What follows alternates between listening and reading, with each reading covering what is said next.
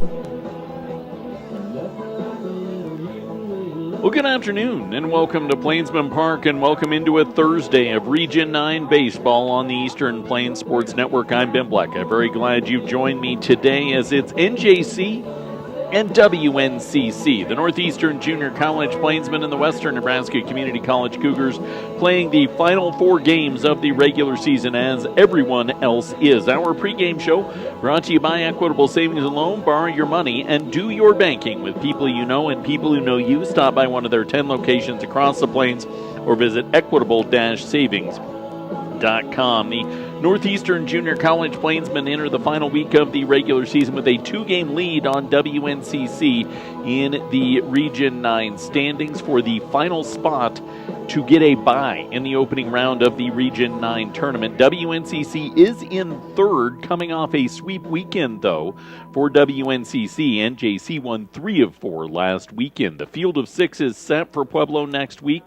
Lamar, Otero, Western Nebraska, McCook, Northeastern, and Southeast are the 6 teams that will be playing. Southeast either needs a win or an NJC loss to guarantee the number 1 overall seed heading into the Region 9 tournament. They're guaranteed a bye no matter what. If they were to lose all 4 games and NJC were to win all 4 games, NJC could hop them for the Region 9 regular season crown, but that's not likely to happen, obviously, with the with the way college baseball is played. So the focus is more about the Final Four and an opportunity to get yourself into the right frame of mind heading to the postseason.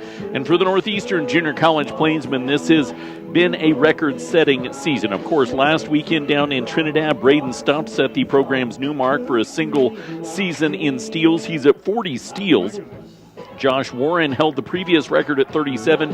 Yusei Uzawa has tied him, and the Northeastern Plainsmen lead the nation in stolen bases by 4. They lead Iowa Western 199 to 195 for the nation's stolen base crown. Additionally, NJC is top 3 in the nation in on-base percentage, and we've got some individual records to keep an eye on. Max Valerio is 7 runs batted in shy of both the career and single-season RBI marks here at NJC. So in these final 4 games, it's all about that. Do those last little things right. Give yourself the opportunity from the starting pitching to the base running to the fielding, which has been very good of late. And then, of course, at the plate in what you're going to be able to do. You need to come out and you need to be as sharp as you possibly can be. Now's the time to begin peaking. I know you don't want to peak too early, but it's okay if you start hitting right up on the top of that mountaintop right now. That's our key to the contest, brought to you by Channel Seed. The Enhanced Channel Seed brand is here to help area farmers rise to the challenge. Channel.com to find the Seed Pro nearest you. Our local Seed Pro dealers are Mike Anderson and Mike Hettinger. Cameron Ochoa is on the bump for the Northeastern Junior College Plainsmen. Cam will be caught by Max Valerio. Zach McVeigh at first, Carson Souter at second, and Hudson Hoy at third for the Northeastern Junior College Plainsmen coming into this game. Actually, Braden Stumpf is at third. Hudson Hoy is at short. I managed to get that flip-flopped in my lineup. No, that is correct. Braden Stumpf is playing short. I did not get that incorrect. That's a change from what we've seen in years gone or games gone by for the Northeastern Junior College Plainsmen. Tanner Peary's in left. Yusei Uzawa is in center. And in right field for the Northeastern Plainsmen is Anil Delor Bay. Western Nebraska has Caleb Cacciari leading things off. Vaughn Wilson and Jin Kobayakawa is the third man due up in the first. Cooper Burgess is batting cleanup for WNCC. Landon Lockwood, Kensai Okawa, catcher Gladish, who is in right field, not his first name. Jace Satterfield, who is the catcher, and Austin Cooper round out the batting order for the WNCC Cougars. Our starting lineups are brought to you by Northeastern. It's not just college, it's Northeastern. Get your process started for education at NJC in the fall of 2025. Registration open now, njc.edu. It's 63 degrees with a 14-mile-an-hour wind out of the north as we get underway. Plainsmen in their home whites with the Vegas gold pinstripes. And Cam Ochoa will fire the first pitch Low for ball number 1 to Western Nebraska, who is in their navy uniforms with the gold shoulders, white letters and numbers, and gray pants. 9-inning affair today. 1-0 across the zone evens the count out at 1 ball and 1 strike. Typically, it's a 7-9 doubleheader, but this final weekend is different for NJC and WNCC as it is a split weekend. Cacciari fouls back the 1-1, 1-2. Tomorrow, NJC and WNCC play in Scottsbluff, a pair of 7s. So the 9s are here in Sterling with Pack the Park Saturday night at 5:30. 1-2, breaking ball, just off the plate, 2 balls and 2 strikes. This series is built the way that much of the Division II and the Rocky Mountain Athletic Conference has played for years and years. So Choa delivers the 2-2 off the plate, 3-2. They'll play a Friday night 9-inning game, then a pair of 7s on Saturday with a 9-inning on getaway day on Sunday. Ochoa fires it in, little blip shot over to short, hard charge to the right for Stuff, makes a strong throw across the diamond, but not in time to get Cacciari. An infield single leads things off for the Western Nebraska Community College Cougars in the top of this first frame. That brings Vaughn Wilson to the plate. This WNCC team is experienced. Of course, they have the most experienced coach in the region in Mike Jones at the helm. Jonesy's been around for about a quarter century. As Vaughn Wilson sees the first pitch dump into the dirt, and it's blocked by Max Valerio for ball number 1.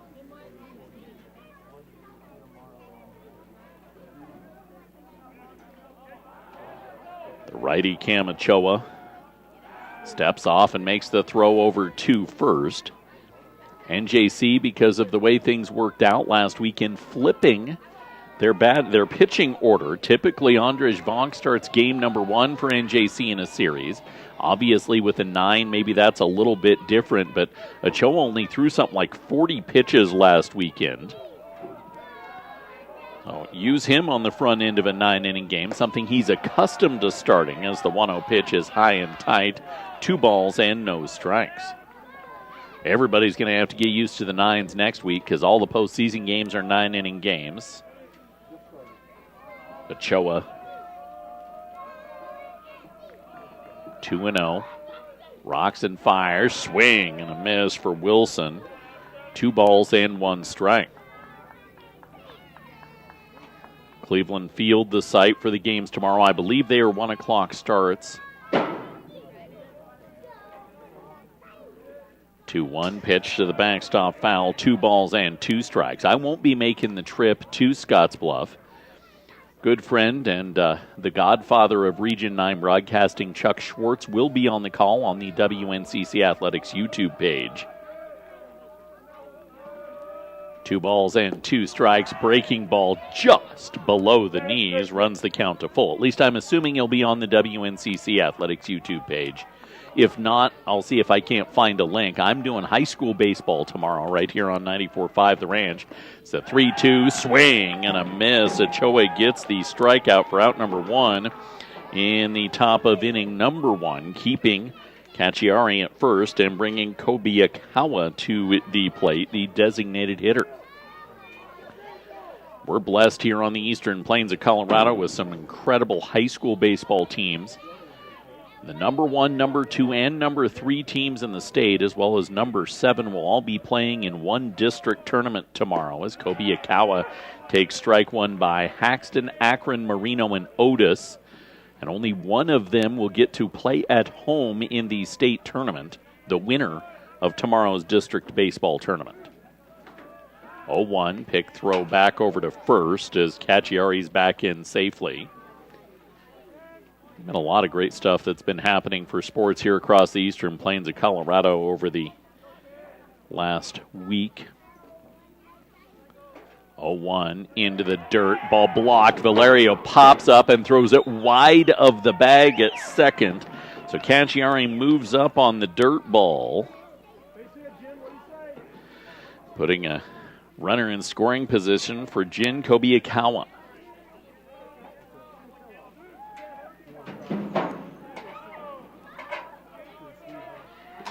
Ochoa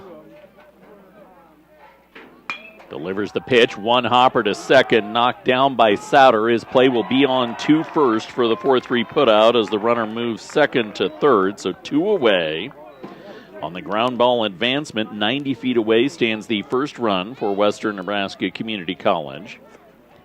And cleanup hitter Cooper Burgess to the plate. He's built like a first baseman, and he is a first baseman. Ochoa, first pitch to him, in tight for ball 1.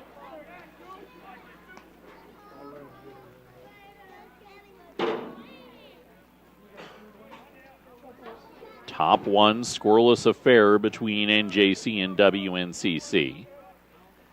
Pitch low for ball 2.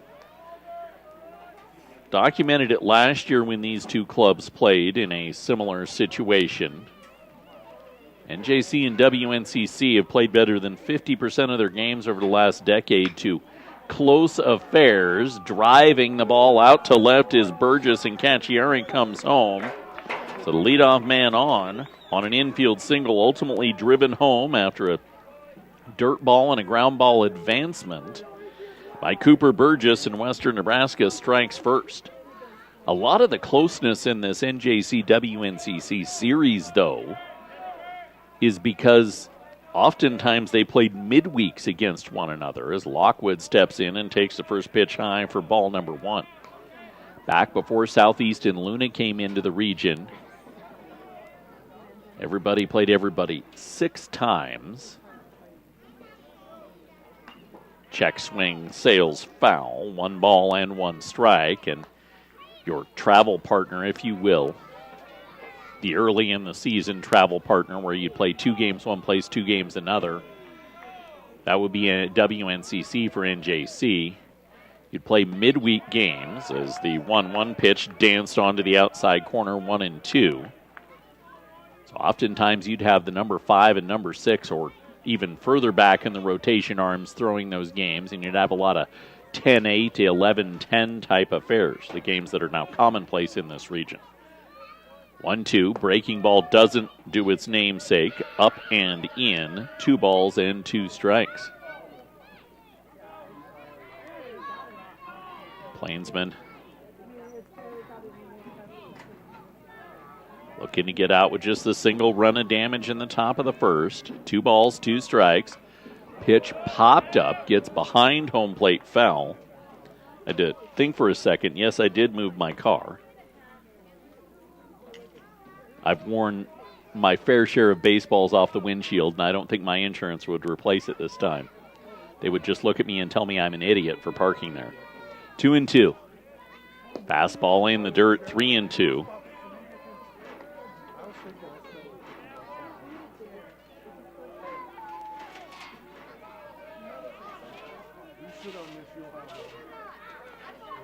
Really no thought being given to Burgess at first. He's not going to run as he takes off.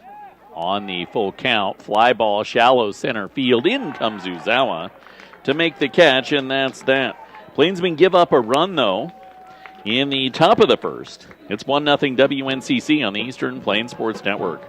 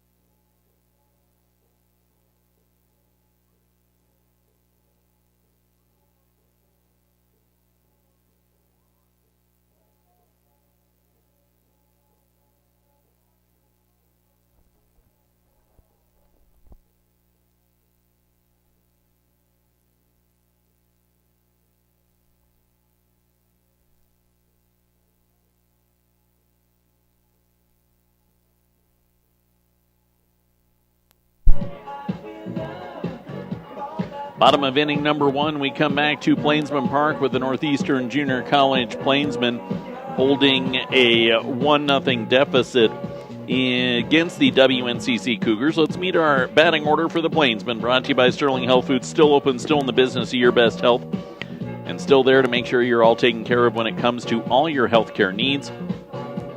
Stop by south of Sterling on Highway 6. Yusei Uzawa to lead things off for the Northeastern Plainsmen. He's a top 10 on-base percentage guy in the nation. Tanner Peary and Braden Stuff behind him. Max Valerio batting cleanup. Zach McVeigh, Brendan Clellan, Carson Sauter, Anil Delor Bay, and Hudson Hoy. Round out NJC's batting 9 against the starting pitcher in Clayton Brandon. He's the ace for the WNCC Cougars. Brandon will be caught by Jay Satterfield, Cooper Burgess at first, Caleb Cacciari at second, and Landon Lockwood at third. Vaughn Wilson is the shortstop. Kensai Okawa in left, Austin Cooper in center, and catcher Gladish in right as the first pitch to Ozawa slips off the plate from the righty for ball number 1. Ozawa, who at times this year has led the NJCAA in on-base percentage. He's struggled somewhat the last couple weeks. He drives the second pitch he sees out to left, and Oikawa chases it down off the bat for out number 1. The thing with Yusei Ozawa, though, he may be struggling in that on-base percentage mark, but he has created a lot more power. He hit a home run last weekend in Trinidad that was an impressive swing. Central Park may have redone the infield to that turf, but that doesn't mean those outfield fences are any closer to the home plate. It takes a poke to get one out there as Tanner Peary steps in, the reigning Region 9 hitter of the week, after his great weekend last weekend in Trinidad. He will blister off foul. The second one he sees, and he's quickly behind. No balls and 2 strikes.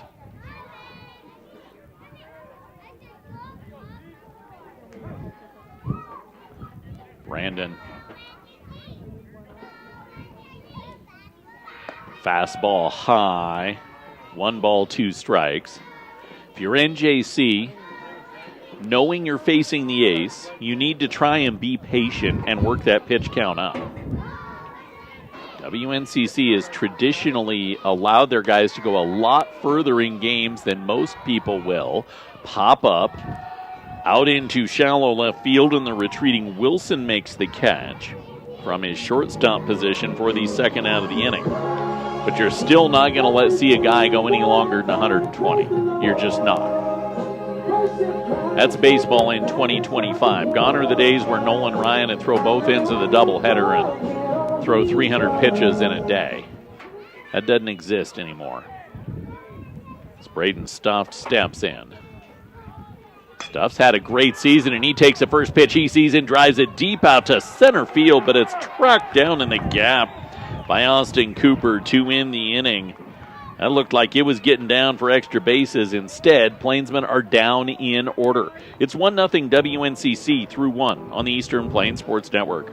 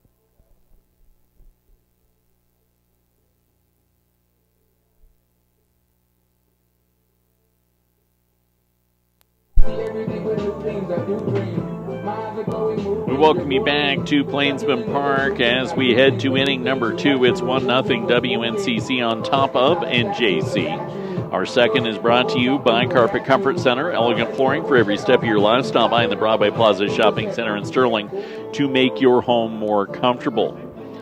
Cougars left a run after 2 hits in the first inning and scoring a run. Plainsmen sat down in order. Kensai Okawa, catcher Gladish, and Jace Satterfield, 6, 7, and 8 in this second inning for the Western Nebraska Community College Cougars. Mentioned at the beginning how close these two teams are in the standings. NJC needs to split this weekend or win 3 of 4 or all 4 to guarantee a bye in the opening round. But 2 wins is all they have left to guarantee that bye in the opening round of the Region 9 tournament.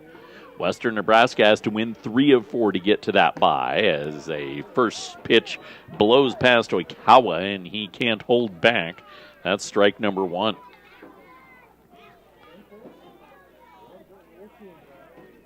Ochoa.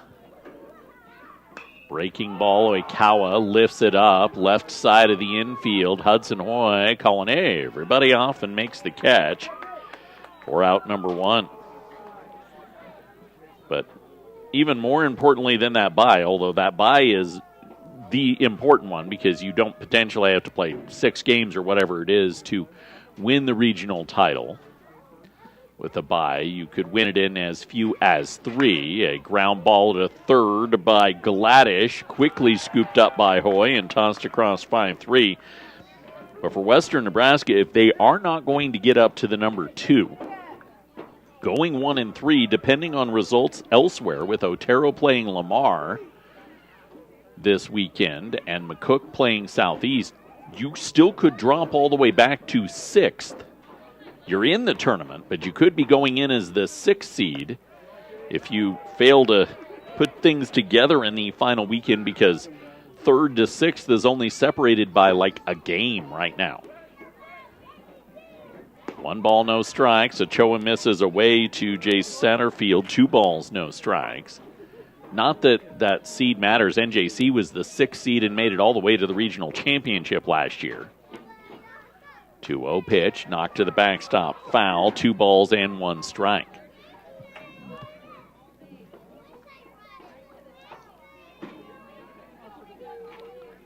But NJC, that final week of the regular season, put it together.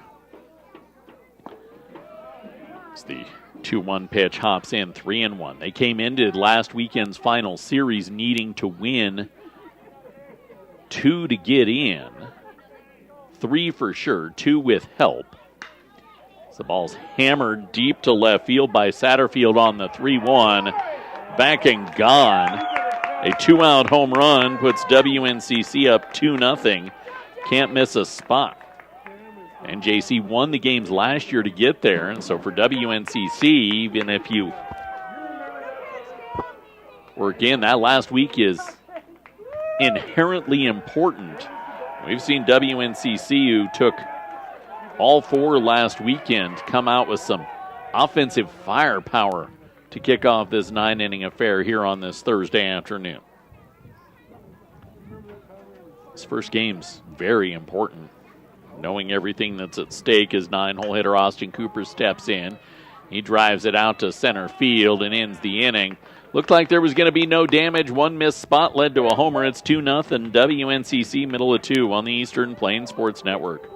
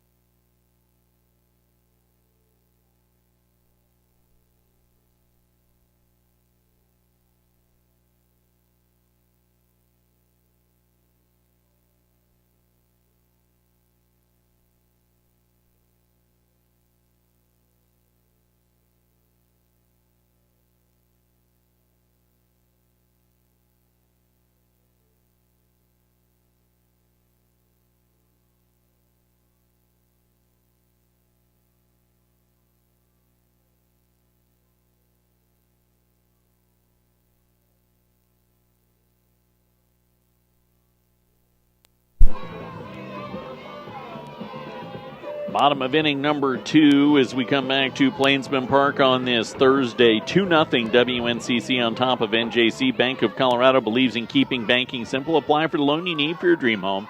Online or at one of the many Bank of Colorado locations. Bank of Colorado, member FDIC.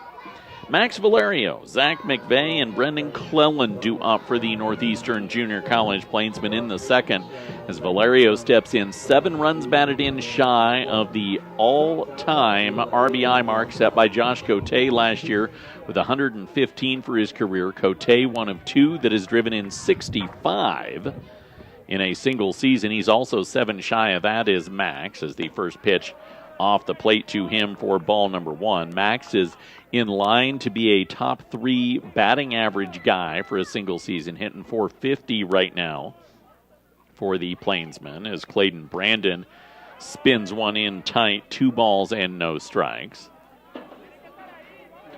Valerio, his 3rd year here in Sterling, did not get to play last year because of a thumb injury.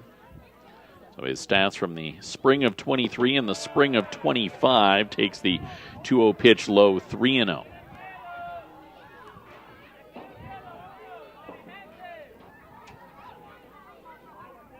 Brandon. Upper edge of the zone, called strike 1. Will make the count 3-1. Valerio had slung the bat away.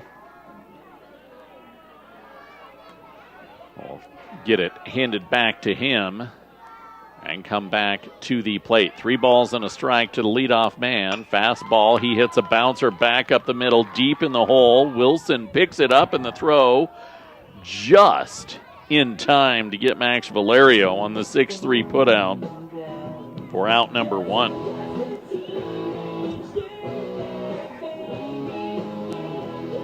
That trots Zach McVeigh to the plate in the lineup as the first baseman for the first game of this series.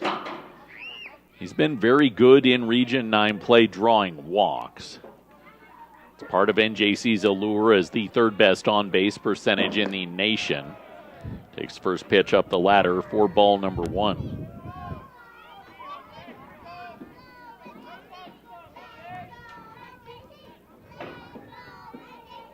Brandon pours it into the upper edge of the zone. 1 ball and 1 strike. You can hear beneath us the cheering section for NJC made up of the Sterling early learners. 1 ball, 1 strike, swing and a miss, 1-2. Speaking of young baseball fans, if you've got a young baseball fan that wants to be a part of the kids camp that'll be happening, that's Saturday at noon here at Plainsman Park. Go to GoNJC.com right now to get yourself signed up. It is free as a part of the Pack the Park weekend. I think it's noon to 3, then we'll have BP, and then you can stick around for the game at 5:30. First 500 get in for free. Get hamburgers and hot dogs. First $4.99 get hamburgers and hot dogs because I'm first in line. 1-2. Off the elbow of Zach McVeigh, so he was behind in the count, hit by a pitch.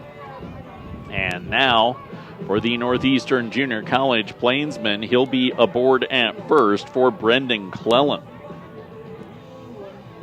NJC as a team has stolen 199 bases this season.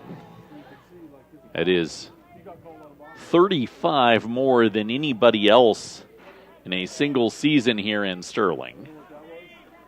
Everybody has done it across every spot of the lineup. 1 out in the second, down 2-0. Clellan lips it to the backstop foul for strike number 1.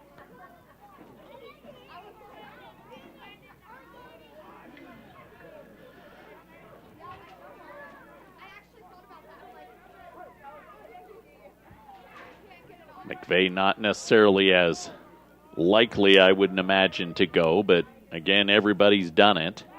Pick throw over to first as McVeigh dives back in safely. Leads the nation in stolen bases, does NJC. At least they did when I checked on Tuesday. I spent the morning at a track meet in Akron, so I haven't checked to see if Iowa Western played already this week. 0-1. Pitch lifted back, foul, no balls, and 2 strikes.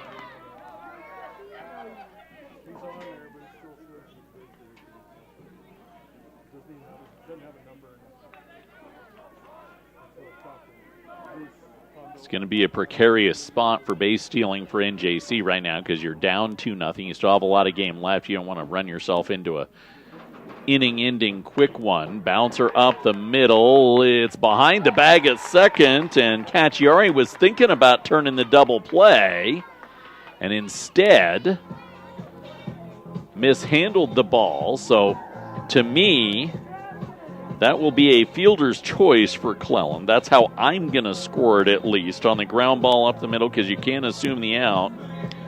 And then safe at second on the E4 will be McVeigh. Either way, NJC has 2 on. And Carson Souter steps to the plate. First pitch in for strike number 1 to Souter.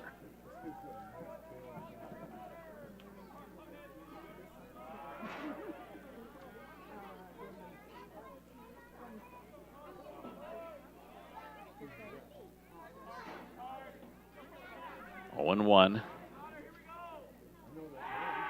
Pick throw back to second as McVeigh dives back in safely.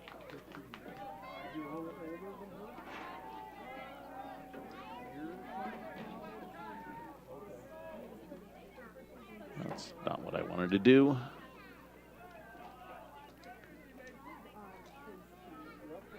Second one dives in low. We'll fix that later. I'm not allowed to break things, apparently. As Souter 1-1 in the count.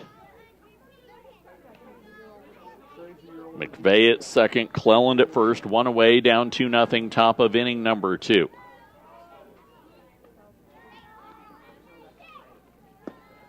One paints the outside corner.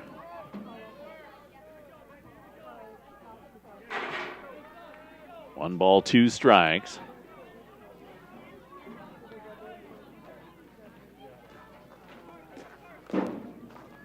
Now a defensive AB for Souter.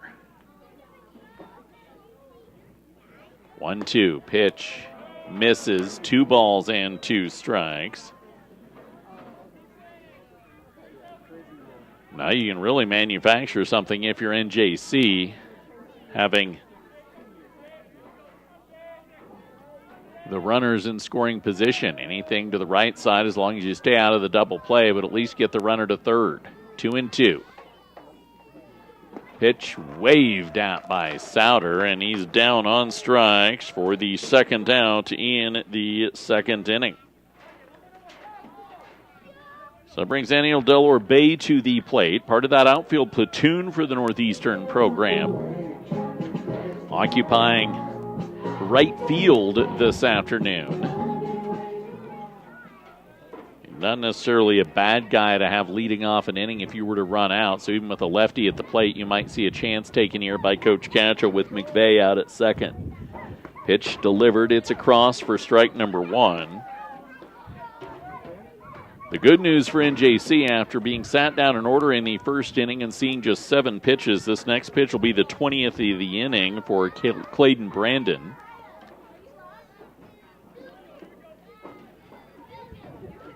Oh, 1. Pitch misses off the zone. 1 ball and 1 strike.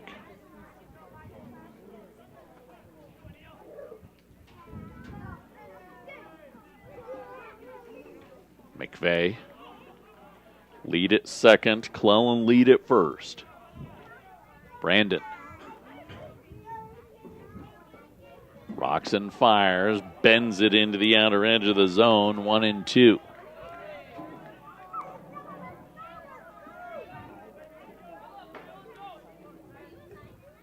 Two away after 2 on for NJC. It's going to smart you leave these guys on here. Delor Bay, foul ball in the box. Keeps himself alive. 2 outs in the bottom of inning number 2.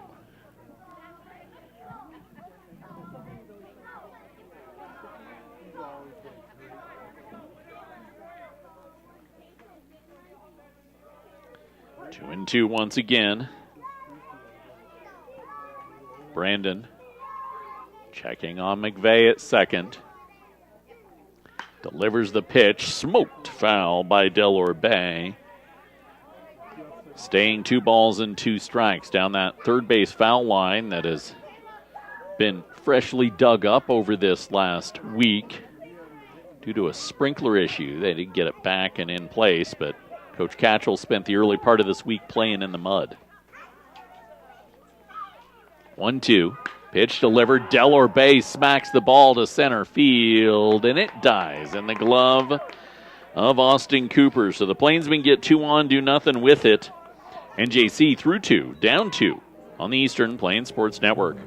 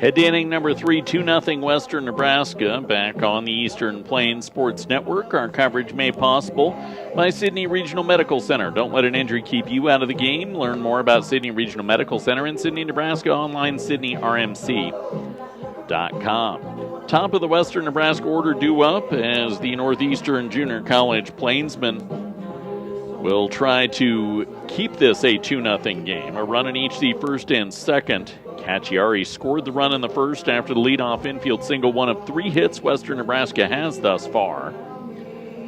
They've committed an error and left a runner on. NJC has zeros across the board, although their runners did get on by a walk and a fielder's choice, or a hit batsman and a fielder's choice. First pitch is a strike on the outer edge to Cacciari. 0-1. Ochoa drops it in. 1 ball and 1 strike through 2 innings of work, 34 pitches for Cam Ochoa. 1 strikeout, 3 hits. No free passes. 1-1. Breaking ball. Can't dance into the zone. 2 balls, 1 strike. Valerio typically doing a pretty good job behind the plate of framing. Ball sails away 3-1. He's been a little loose today, kind of trying to yo-yo things into the zone and that kind of thing. Oftentimes as an umpire, you'll see that yo-yo and say, yeah, I'm going to go ahead and not give you that call because if you don't think it's close, I don't think it's close. 3-1. Drive deep to left field. Tanner Peary checks it in, and he'll record the F7 putout for out number 1. That brings Vaughn Wilson to the plate. Strikeout in his first at-bat back in inning number 1 for WNCC. Ochoa first pitch to him is low for ball number 1. It's that whole reputation precedes you type situation we've talked about before with teams at this point in the season, as the 1-0 is checked at by Wilson. He can't stop the bat from breaking the plane of the plate. 1 ball and 1 strike. Ochoa drops a breaking ball across, 1-2. Good change up on the approach here for Valerio behind the dish, and the pitch calling 1-2, foul ball off.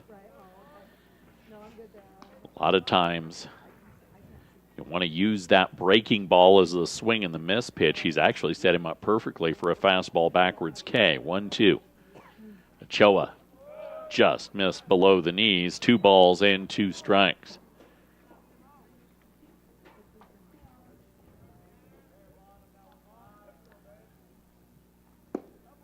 Can't dive it through the zone, and the count goes out to full.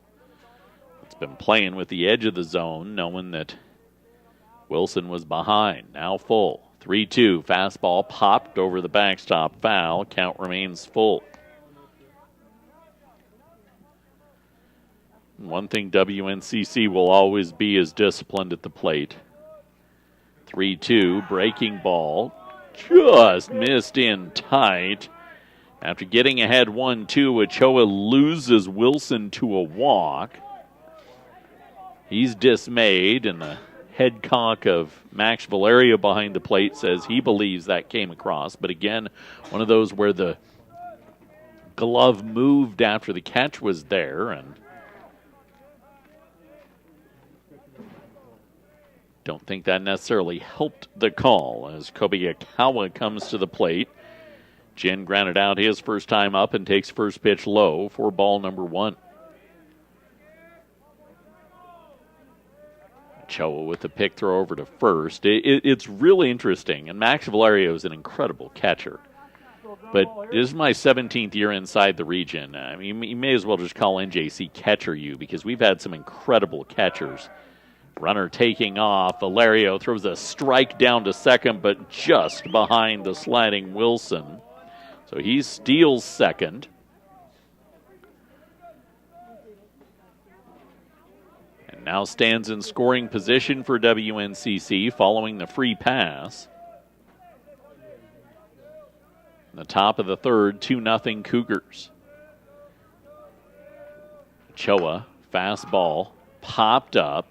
Third base side, sails out of play, foul. 2 balls, 1 strike.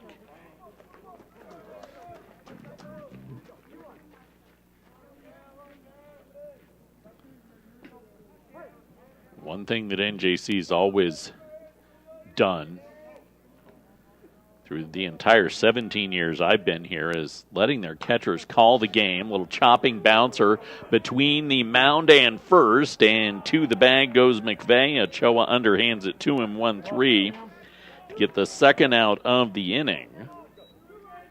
Runner crosses down to third, so 90 feet away stands Vaughn Wilson for Cooper Burgess, who drove in the run in the first inning on an RBI single.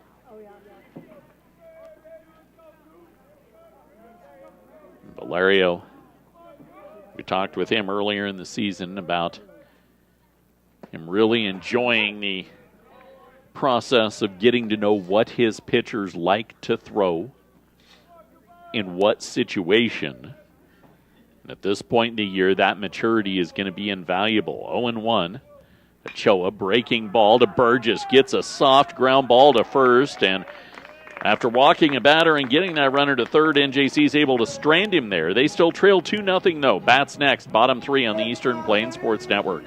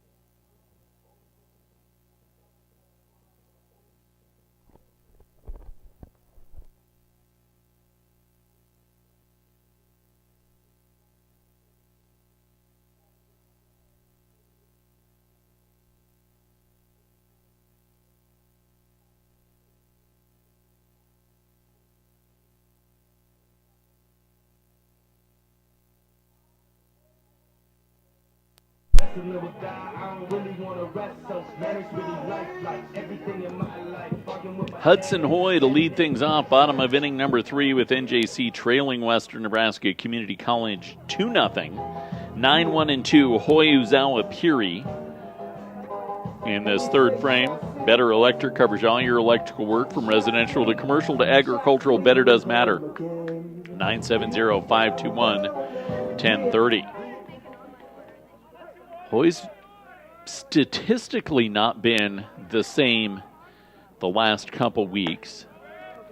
We know what he did early in the season. He was the Plainsman of the Series in the that the Otero series? I think it was the Otero series. 0-1. Hoy hammers a ball and drives it to the gap. First hit of the game out into left field. He's going to try and turn this into a double. The throw in, not in time. Good leadoff knock to the gap. And he stands in scoring position for the Northeastern Plainsmen with nobody out in the bottom of inning number 3. And that's the dangerous thing about this NJC lineup is a guy like Hudson Hoy, who just 6 weeks ago was hitting cleanup for this team, is now your 9-hole hitter. And Yusei Ozawa, top of the order, will step in for the Northeastern Plainsmen.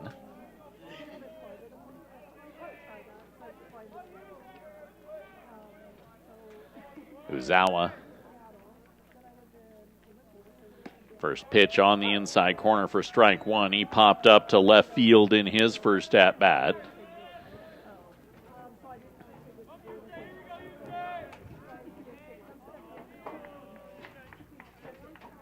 Brandon going to be forced to work again this inning after a clean first frame.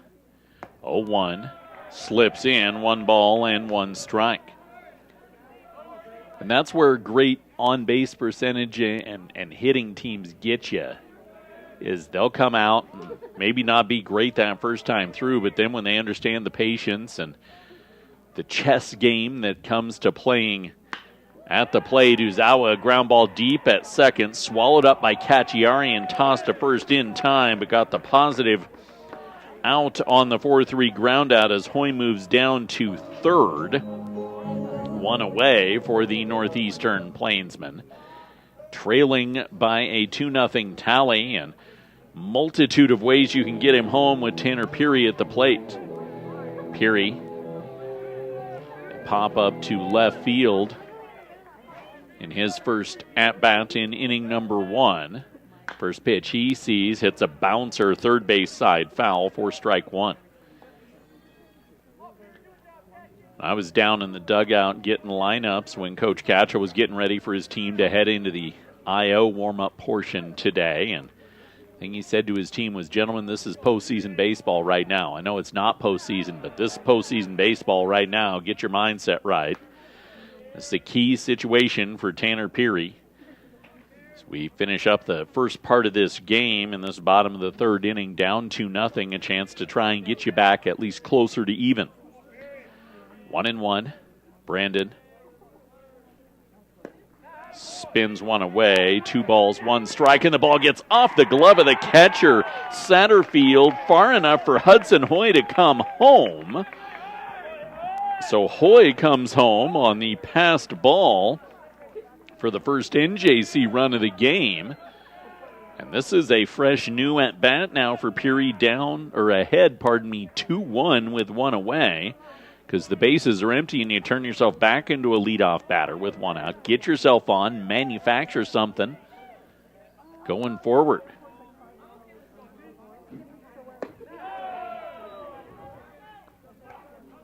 The 2-1 pitch misses. It's now 3-1.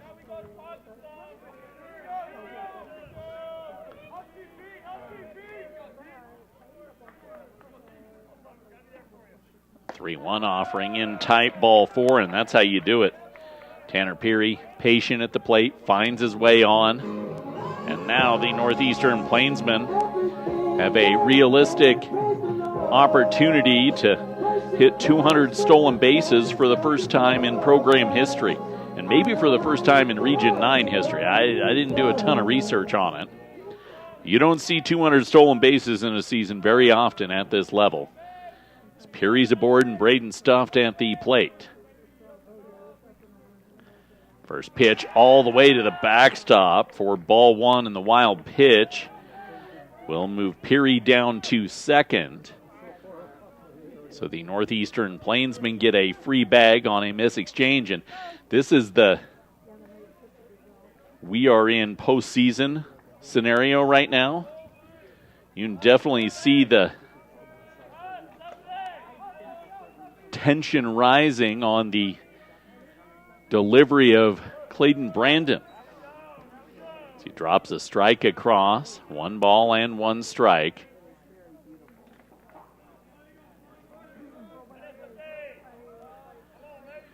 Perry, the tying run, standing at second. How long is he there for? Brandon delivers the pitch, drilled out to right field. Rounding third is Peary. The throw in gets away, but not far enough away for the Plainsmen to move up on it. So the second hit of the ball game and of the inning for NJC brings Max Valerio to the plate.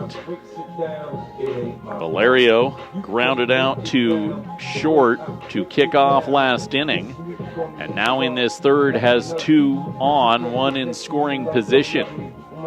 Braden Stuff, the team's stolen base leader this year, standing at first. I can't imagine that he's long for the bag at first. As he gets off, potential double steal opportunity with Tanner Peary. Brandon, pick throw over to first as Stuff dives back in safely.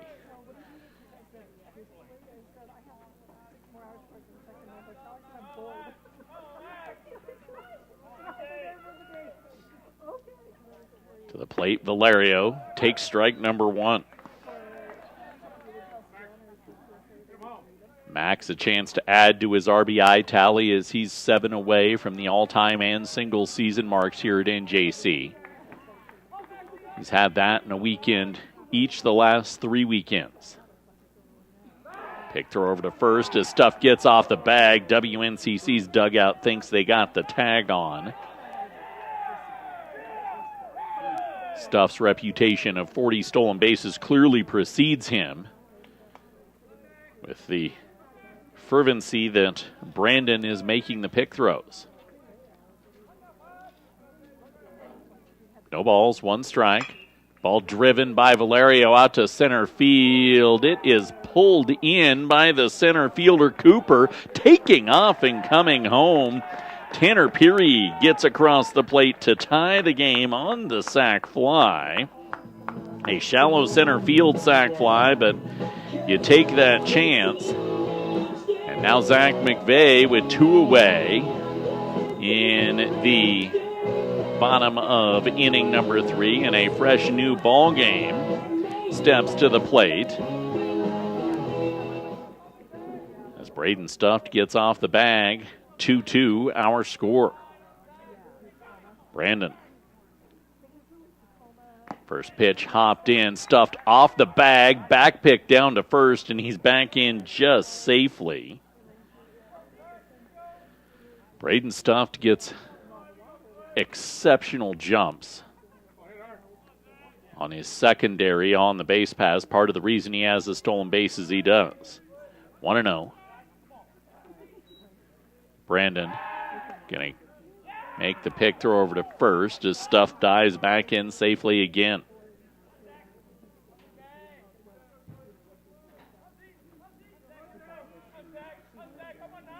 One ball, no strikes. Pitch delivered, Stuff takes off. McVeigh grounds the ball to short. The throw across the diamond in time to end the inning. Plainsmen tie it, though, driving in a pair on their first hits of the game. It's 2-2 through 3, fourth next on the Eastern Plains Sports Network.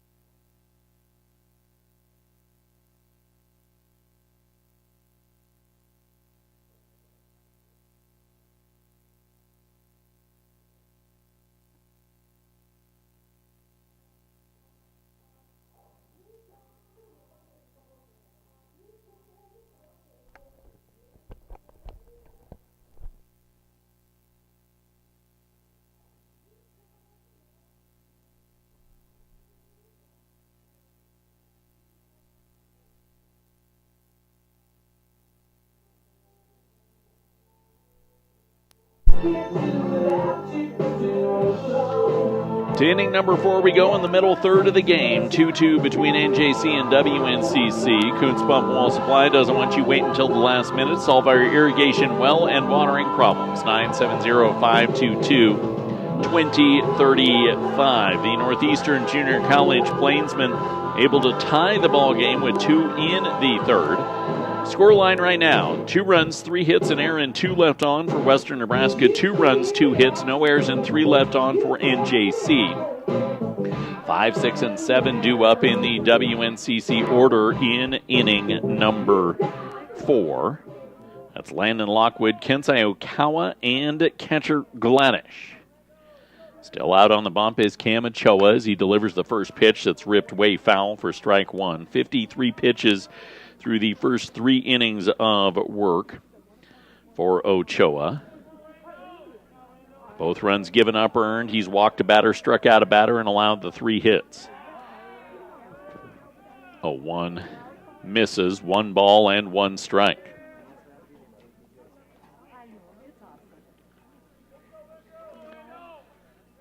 Ochoa, breaking ball, doesn't, ends up behind the head of Lockwood.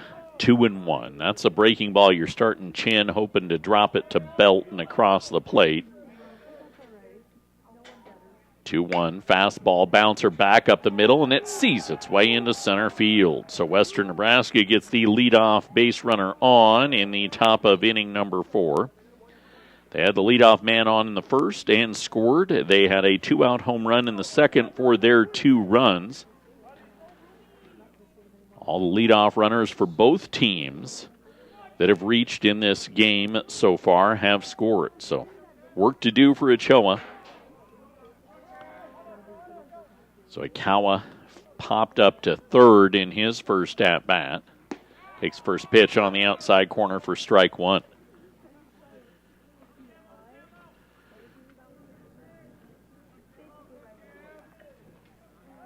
Step off and a pick throw over to first. You haven't seen as much of that from NJC this year because they are very trusting in Valerio's arm behind the dish to be able to cut down guys on the base paths.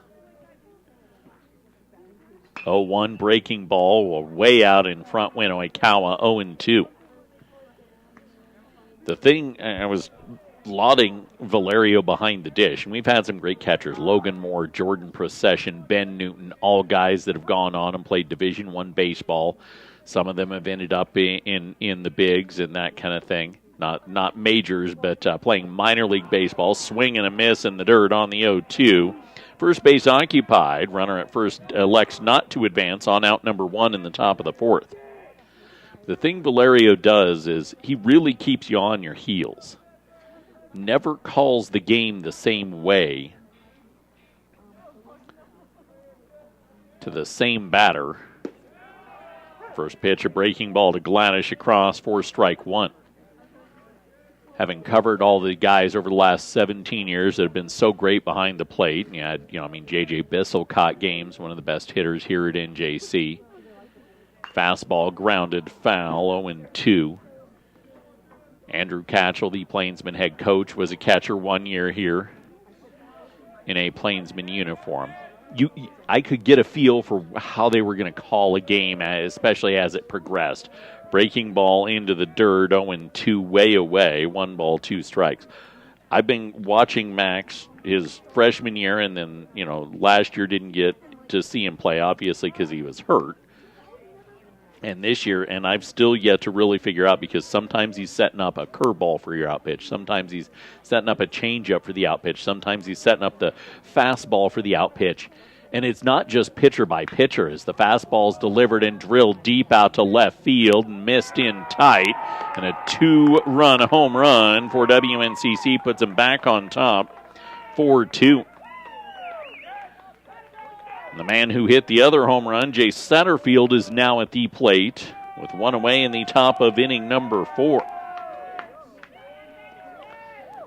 Valerio, as soon as that pitch came across and he heard the contact, you saw him hang the head. I don't know if that was his call, if he'd gotten shaken off there, or was a missed spot, but he then immediately gets a ball back, shrugs his shoulders as if to tell Cam Ochoa, shake it off, man. because we can get this next out as the first pitch is popped foul for strike number 1. Got to have a short memory. That's sports across the board. As mentioned earlier, I was down at a track meet in Akron, the LPAA junior high track meet today. Get to watch, high jump and long jump and triple jump and all the running events as the 0-1 is high, 1 ball and 1 strike. There's a young man from Haxton High School by the name of Baron Starkeybaum, and you can see on the Eastern Plains Sports Network page his discus throw today. The 1-1 pitch is popped off foul, 1-2. 156 feet 1 inch by an 8th grader. That is a top 20 throw in the entire nation. The throw before that, though, was OB, I'm pretty sure. Went out of bounds and then bang through one of the top throws in the nation. Got to have a short memory. What you did yesterday, what you did last at bat, what you did a minute ago doesn't matter. What you're going to do tomorrow doesn't matter. Only the now. 1-2, swing and a miss, and Ochoa gets the strikeout after the home run. Put it behind him for out number 2 in the top of inning number 4. To brag on my daughter today, she went out in the high jump, which was her specialist event, as the first pitch is low for ball number 1, and then immediately had to leave the high jump pit and head to the triple jump pit, and less than 10 minutes later PR'd in the triple jump. That's another short memory situation. 1-0 pitch up for ball 2 to Austin Cooper. Triple jump, an event she's only done 2 other times, by the way. My children are not as athletically gifted as some of the others, but hey, top 20 is not a bad finish for not gifted, right? Ground ball to third, thrown across the diamond and under the glove of McVeigh as Hudson Hoyes throws offline. So a 2-out error will keep this top of inning number 4 going for WNCC. As into scoring position goes Cooper. And JC, who's not been great in the complete body work of fielding this year, has actually been very good this last month. Surprising throw by Hoy there, as it would knock close to McVeigh at the bank. So back to the top of the Western order, and Caleb Cacciari, who watches strike 1 by. Single and a flyout for Cacciari. Get out with the 2 you just gave up. I know you just got it back, but do it again. Ochoa, breaking ball, waved at, dropping it in on the knees, 0-2.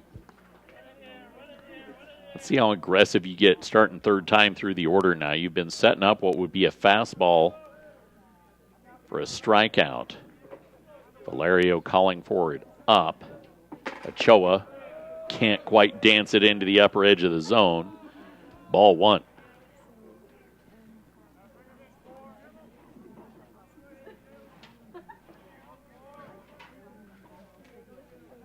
One ball, 2 strikes. Ochoa drops one into the dirt. 2 balls and 2 strikes. Cam's at 75 pitches. Nobody down in the pen yet. He's had to labor through a couple innings, though, with traffic in each of the frames. Fastball can't find that upper edge, and 0-2 has quickly become 3-2.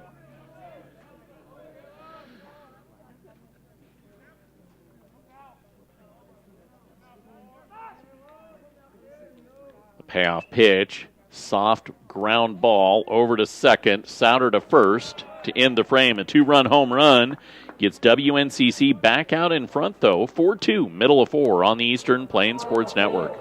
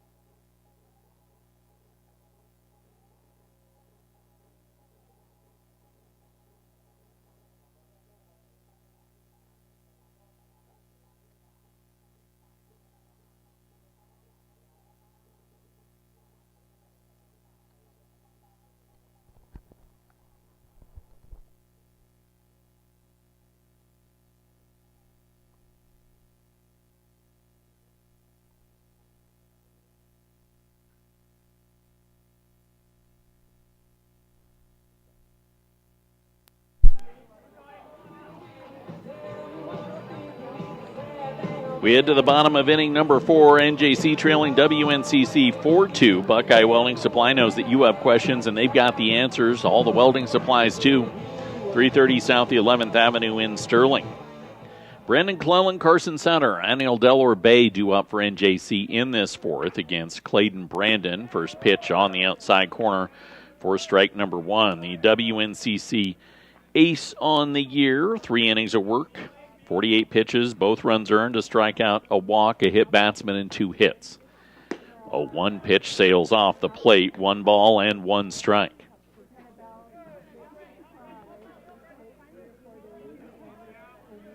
Brandon. 1-1 delivery, Clellan blips it off foul. 1-2.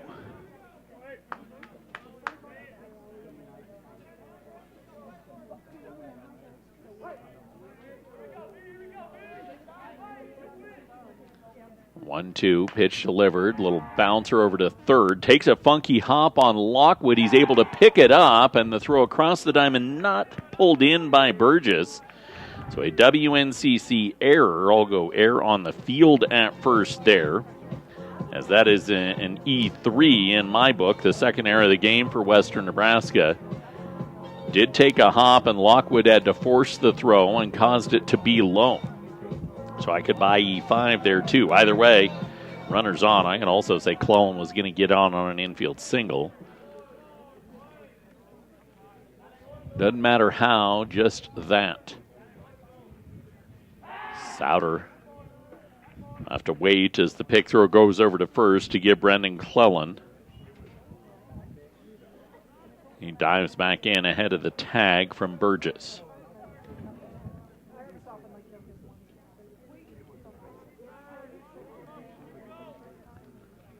Now to the plate for Brandon, waved at by Souter for strike number 1. Mentioned that this is a 9. It's not a front of a doubleheader. It is a single 9 that we are playing on this Thursday. A little different than what you have done in previous series. Pick throw over to first as Clellan dives back in safely with the doubleheader of 7 tomorrow in Scotts Bluff.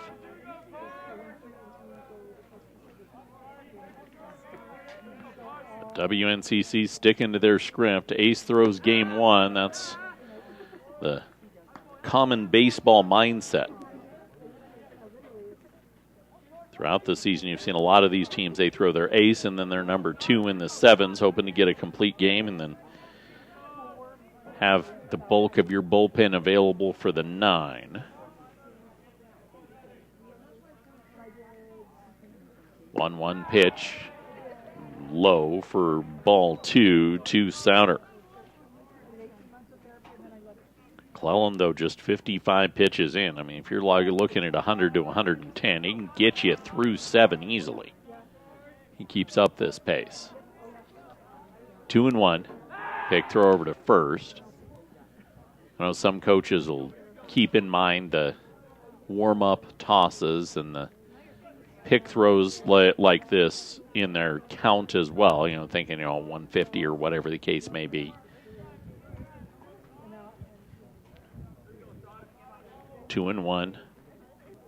Fastball delivered, and Souter drives it deep out to right field, back toward the fence. It's gone! Ties us back up a 4 with nobody out on the bottom of inning number 4. Souter goes yard. Oppo yard to boot on the 3rd hit of the game, and NJC and WNCC with a fresh new scoreboard.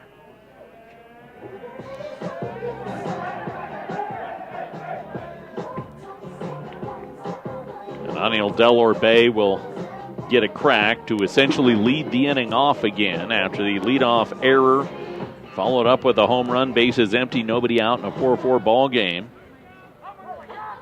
Apparently the home plate umpire is not a Britney Spears fan. The first pitch is fouled off by Delor Bay for strike 1. I don't feel like there was any lateness with turning Britney down, because it's Britney. I can't say that last word.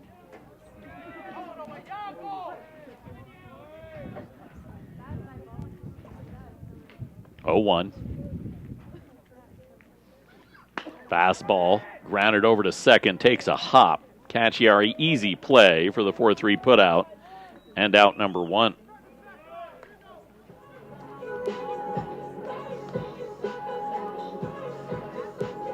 Four our score, bottom of inning number 4, and Hudson Hoy, the 9-hole hitter who got the first hit of the game last inning, a double to kick it off, will dig back in. First pitch to him, he drives a ball out to right field, got underneath it a tick though. Camping and catching is Gladish for the second out in the frame. 2 away, Yusei Uzawa. Can he do a little something here? Uzawa has yet to reach today. As I mentioned, maybe struggling a little bit. There was a time this year he was above 700 in the on-base percentage. It's dropped. It's around 550 now, which is still not terrible. That's 5 out of every 9 times you come to the plate you get on base. Fastball.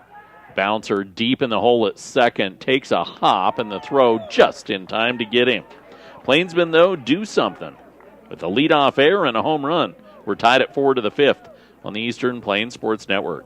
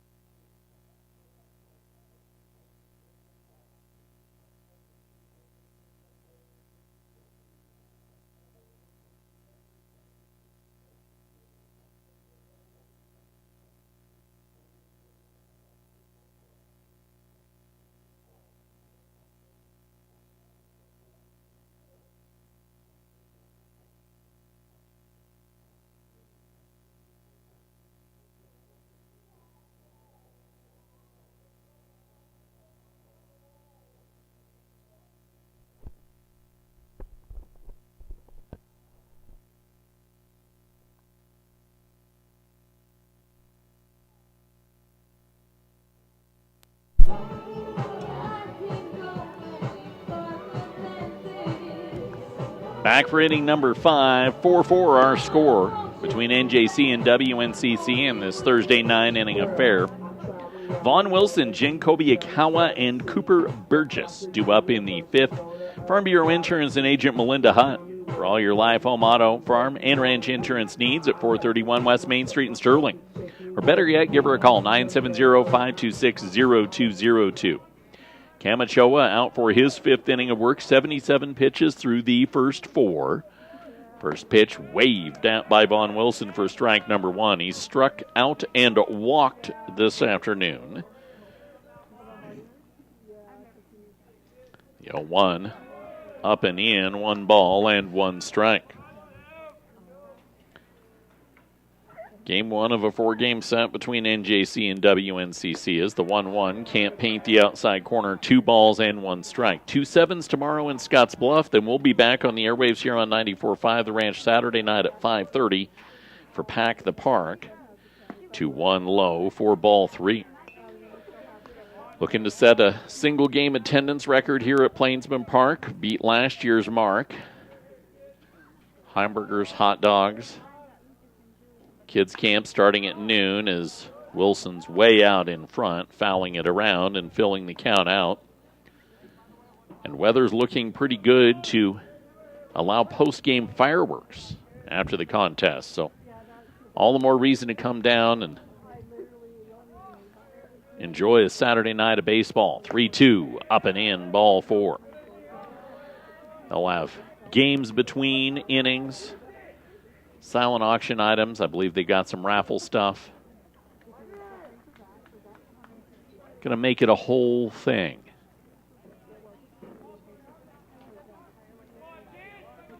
So, nobody out. Leadoff runner on. Every leadoff runner has scored this afternoon as Jen Kobiakawa comes to the plate with a pair of groundouts. Could use an easy ground out here for a double play. Fastball for Ochoa off the plate for ball number 1. I've talked about it all year long as we've covered NJC baseball. That first game is so important to be able to conserve your bullpen for the remainder of the series. 1-0 in tight, ball 2. And that's the same case here, although this is a 9, so you knew you were going to have to throw your bullpen.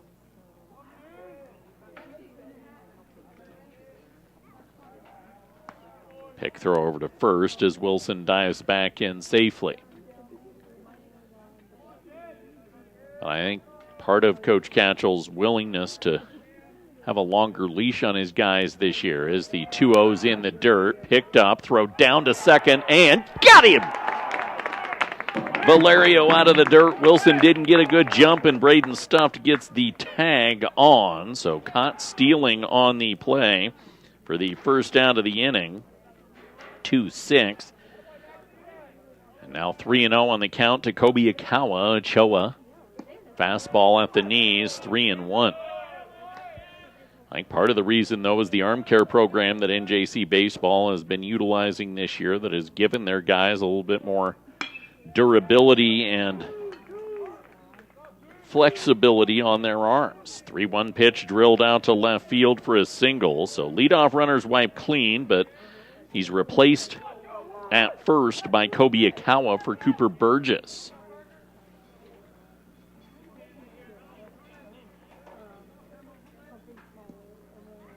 Burgess drove in the run in inning number 1 for Western Nebraska.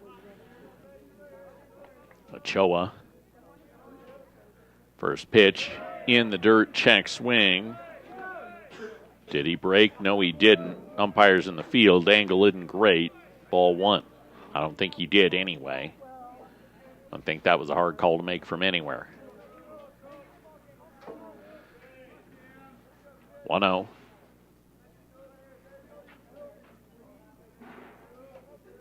Ochoa in tight for ball 2.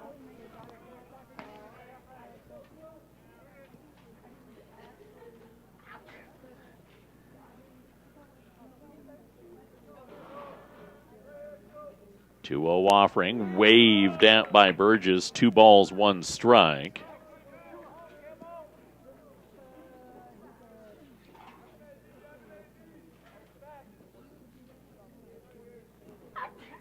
Ochoa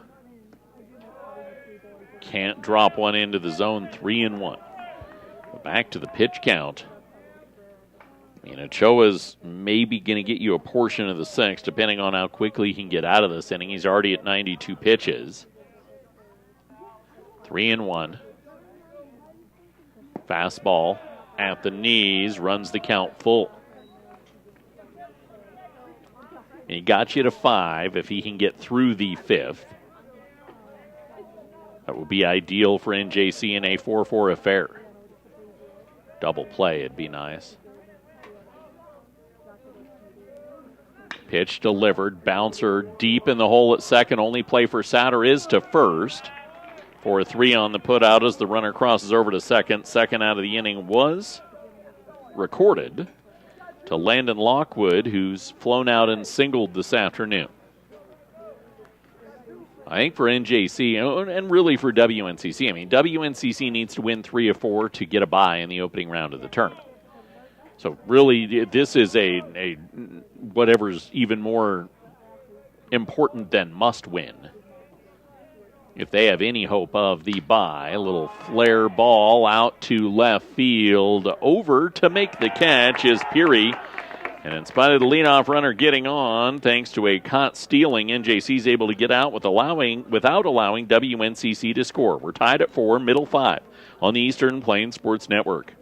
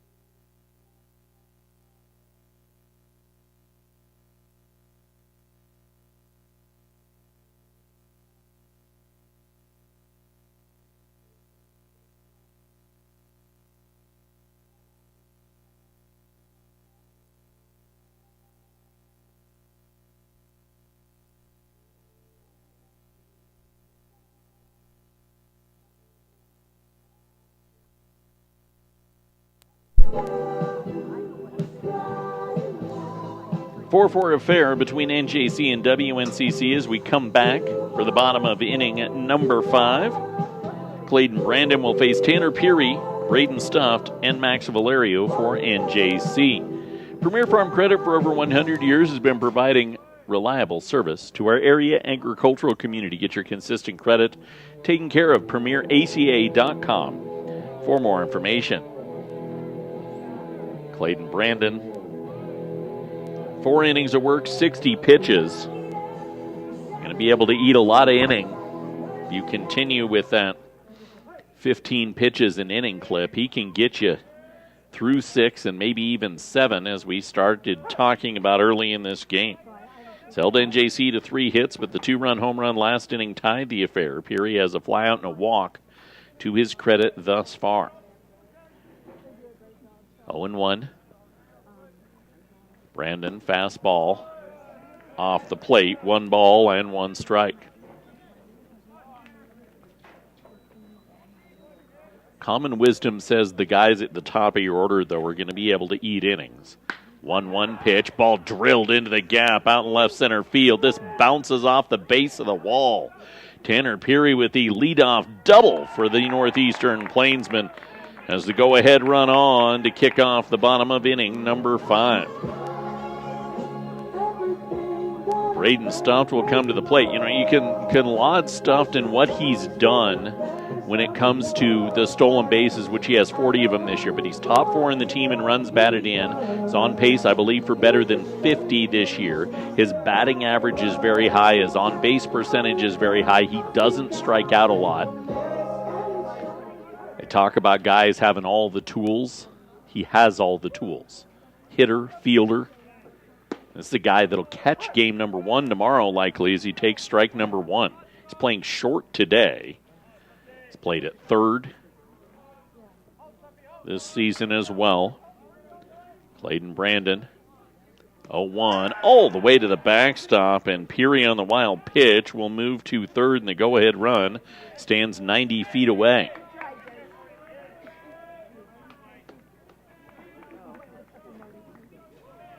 I talked about all the great catchers we've had here at NJC.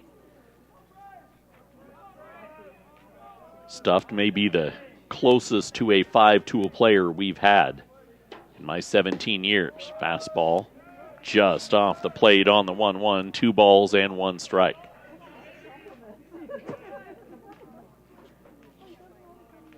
Part of a large freshman class.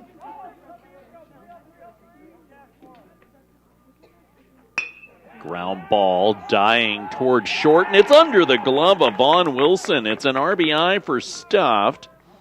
Was probably going to leg that out on an infield single, but you got to go air there because there's a lot of woulda, coulda, shoulda. It's an RBI nonetheless for Stuft. And he'll stand at first in a game that NJC now leads 5-4 to Max Valerio, who drove in a run on a sac fly his last time up. Brandon going to have to be cognizant of Stuft. It's the first pitch in tight for ball number 1.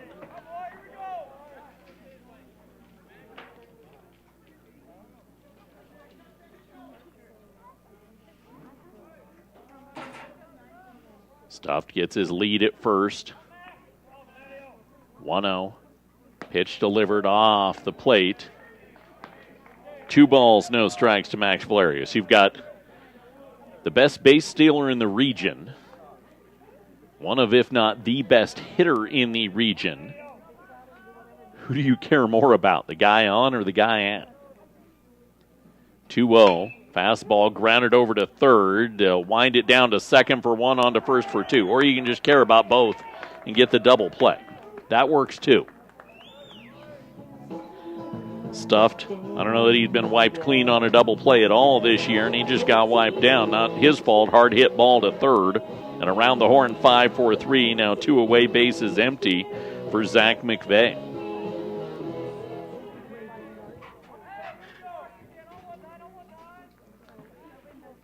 McVeigh hit by a pitch and grounded out in his two ABs. First pitch to him on the outside corner for strike number 1.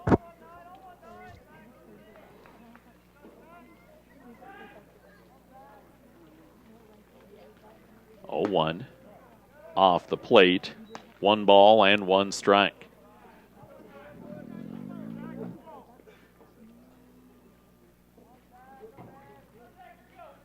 Brandon spins it low and away, 2-1. Looks like Cam Ochoa will be trusted with the 6th inning for the Plainsmen. Nobody tossing down in the pen. 2-1 pitch. McVeigh fouls it off himself in the box. 2 balls and 2 strikes. He's at 95 pitches. Clayton Brandon is at 74. This next one will be his 75th. 7-pitch first inning. He hadn't even come close to that since. 2-2. Up and in. 3-2.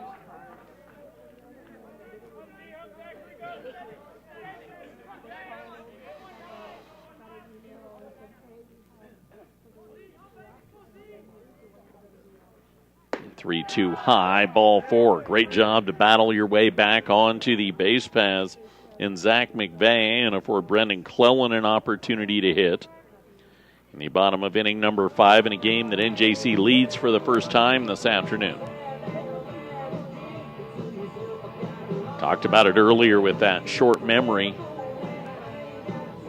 I know you're not the one that hit into the double play, but McVeigh knows, hey, Valeria is a very talented hitter, and you got to put, hey, I just saw that happen, but no, I didn't.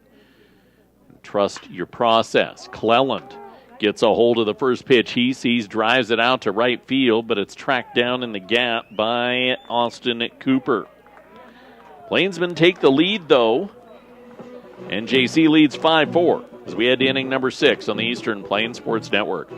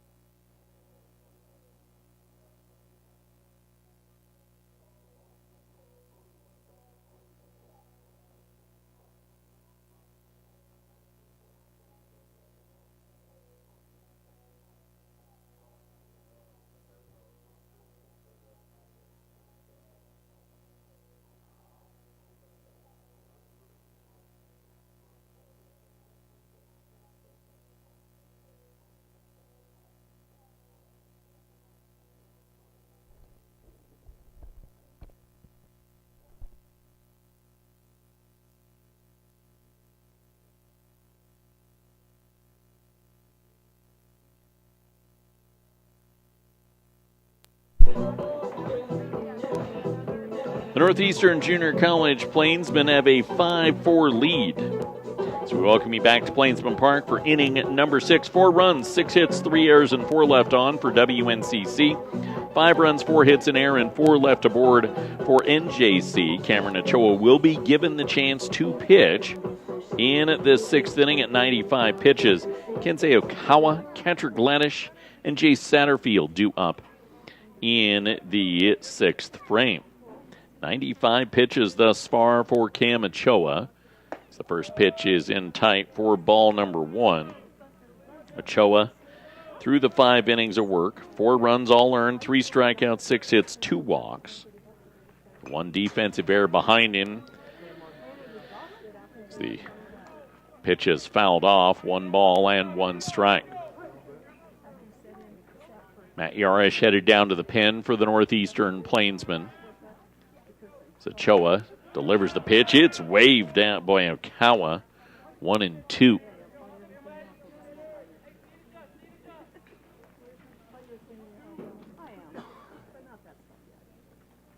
Breaking ball doesn't, stays up 2-2. And I talked with Coach Catchell prior to the game.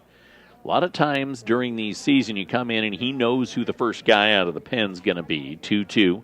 Pitch delivered. Line shot foul. But we're to the point this year or this season now where You know who your starter is. He has his forearms lined up for this weekend. Everybody else is situational behind it, and Yarish has proven to be a good high-leverage arm for the Plainsmen.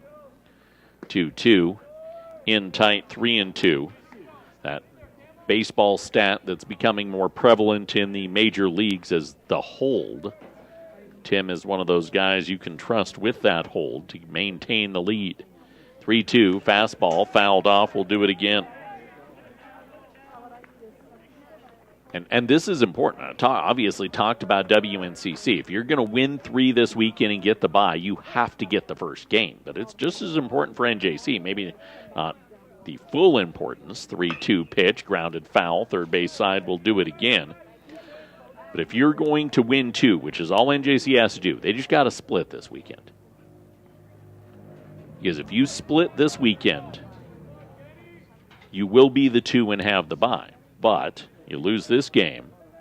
So 3-2's hopped in, ball 4, and the leadoff man is on in the form of Oikawa. You lose this game, now you have to win 2 of 3. You have to take tomorrow, one of them or both of them. And ideally, you want to be able to come here Saturday night, on Saturday at noon for the kids' camp. You want to be able to walk in and say, we got our bye, we're good. And take all the pressure off that last game of the season instead of it all coming down to it. Gladish hit a home run his last time up, and he rips one down the line. It's foul.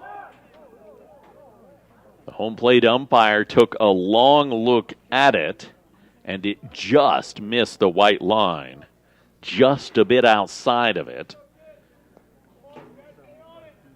For the late, great Bob Euchre.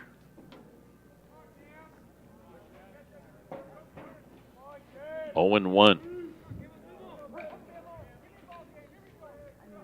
Ochoa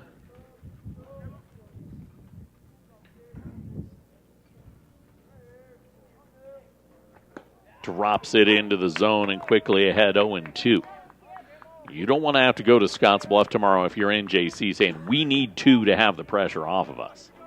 And I know, coaches are never going to drop that on them or whatever, but everybody knows where you are right now. 0-2 pitch. Called strike 3 on the inside corner. Backwards K. Ochoa gets Gladish looking for out number 1 in the top of inning number 6. That brings Jace Satterfield to the plate, who scored on the solo shot in inning number 2. This Cougar lineup is dotted with some exceptional hitters. I didn't expect to see a backwards K today for either of these teams. Usually if it's close, they have the discipline to foul it off. Ochoa up and in for ball number 1 to Satterfield. 108 pitches for Ochoa, but now that you've started this inning, you would ideally like Yarish to be able to take over in the 7th. Nobody likes having to come in the middle of an inning. 1-0, ground ball, third base side, bends, foul, 1 ball, 1 strike.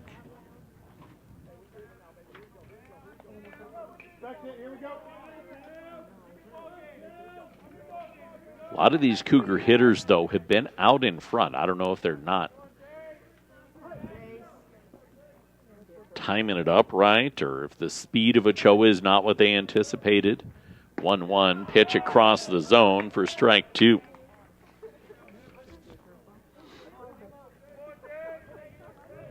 One away, top 6, 5 for NJC with the lead.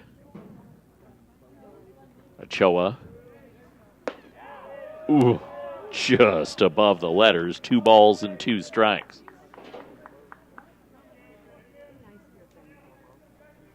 Oikawa has not really tried to go. Cougars have not shown any desire to run after getting cut down the one time. Bender down the left field line and foul. Keeps the count, 2 balls and 2 strikes.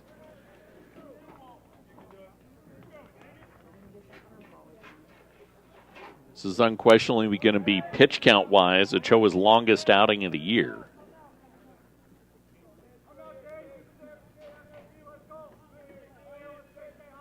Two-two pitch. Woo, just off the outer edge, runs the count 2 full.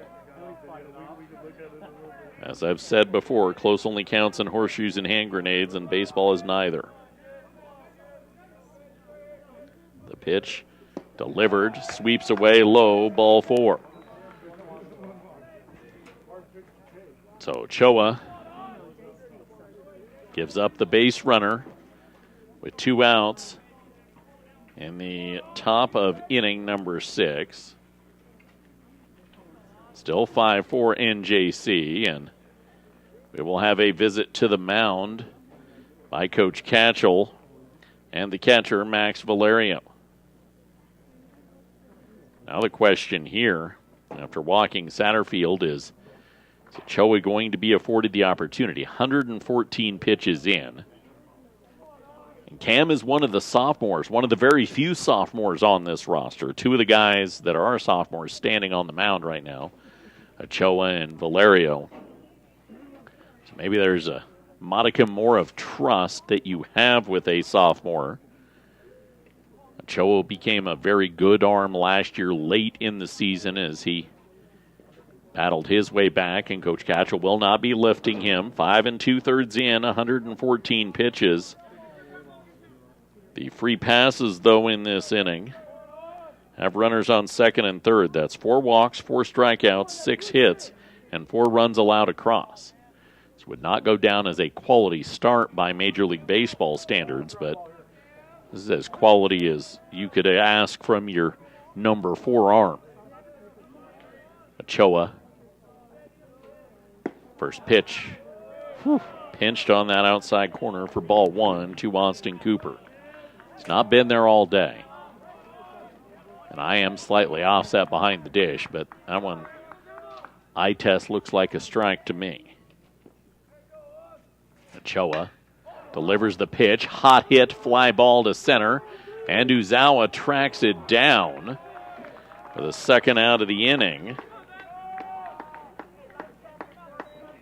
Good job by Uzawa to be able to get his momentum going the right direction. He moved to his left and back to his right in making that catch, and Ochoa will be lifted from the ball game now as he sets to face the top of the order a 4th time through. But he exits with a 5-4 lead, and Matt Yarish will come on for the Northeastern Junior College Plainsmen to try and now lock this one in.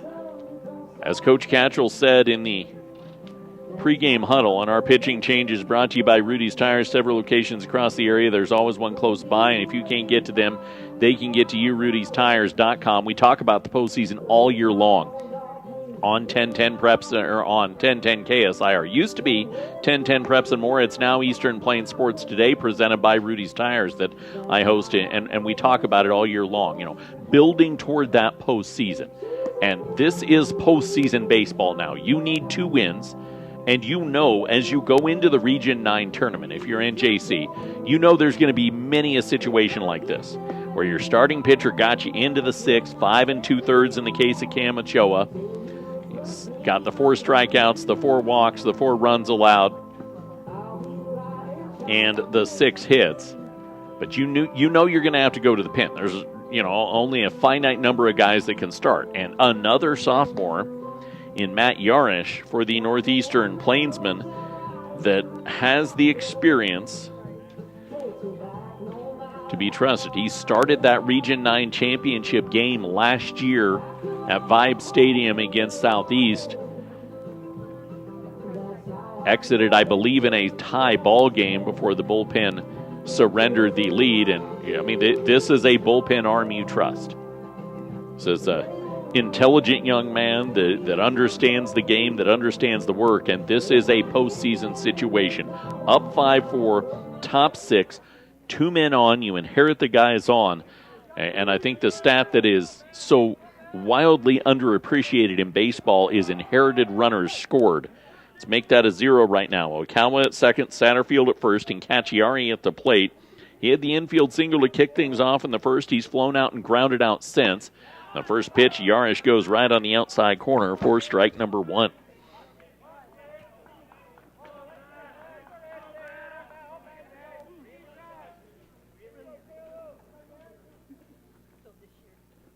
0-1. Yarish can't dance it on the outside corner. 1 ball and 1 strike.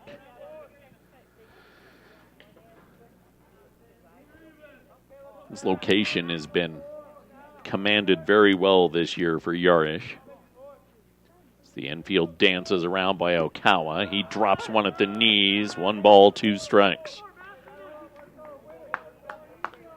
The stuff was pretty loose last year. A lot of movement in it. He's tightened up the rotation. Able to spot things a lot better in his sophomore year. Headed to Crown College next year. 1-2. Fastball up and away. 2 balls and 2 strikes.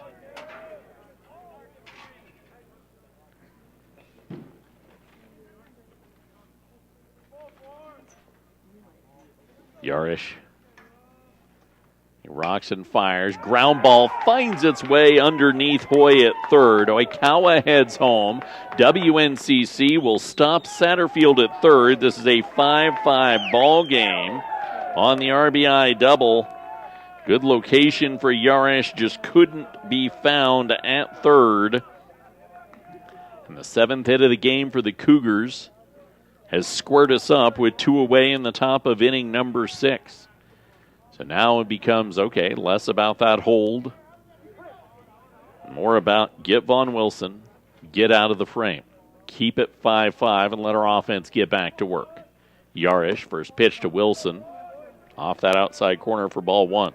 Wilson struck out in his first at-bat of the game in inning number 1. Walked twice since, got caught stealing last time on the base pass. Yarish low. 2 balls, no strikes.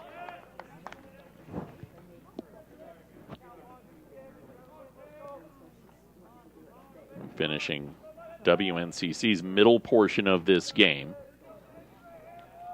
9-inning affair in the top of the 6th. 2-2. Towering fly ball out to left field. Tanner Peary camps, and catches to end it. The tying run comes across, though. We're square at 5, middle of 6, between NJC and WNCC on the Eastern Plains Sports Network.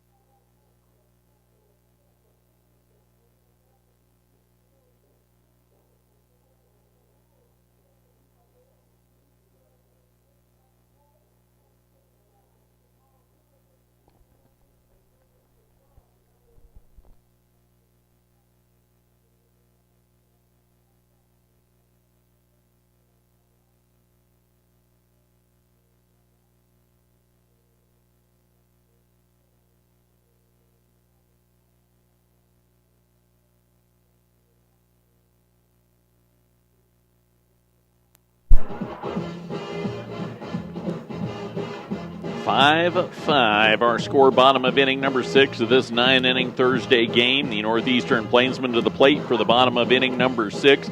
Brought to you by Gordon Insurance. Be prepared for everything life throws at you. 970-526-6139. Clayton Brandon still out there. 77 pitches in. No sign of movement in the Cougar dugout. Carson Souter, Aniel Delaware Bay, and Hudson Hoy due up for NJC. In the bottom of inning number 6, they've been able to capitalize on some free base runners today, have the Northeastern Junior College Plainsmen. Hit by a pitch, drawn 2 walks, 3 runners have reached by way of error. Souter watches the first pitch by low for ball number 1. Souter hit a home run to tie us at 4.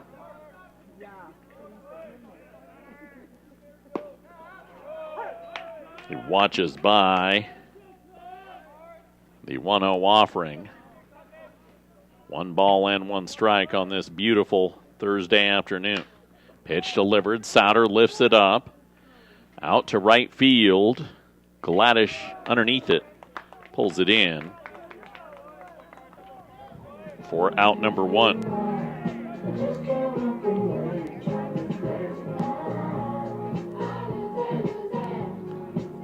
Lionel Delaware Bay comes to the plate now for NJC. His third AB. He's flown out to center, grounded out to second.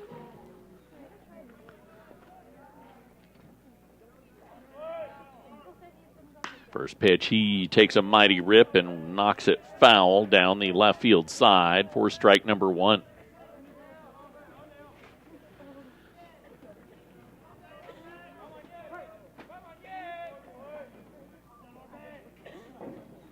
Second one, he loads and watches it flutter by. 1 ball and 1 strike. And the thing about this NJC team on many other squads, as Delaware Bay bangs it foul, he'd probably be an everyday outfielder, especially with the bat that he possesses and the power that he can utilize and all that stuff.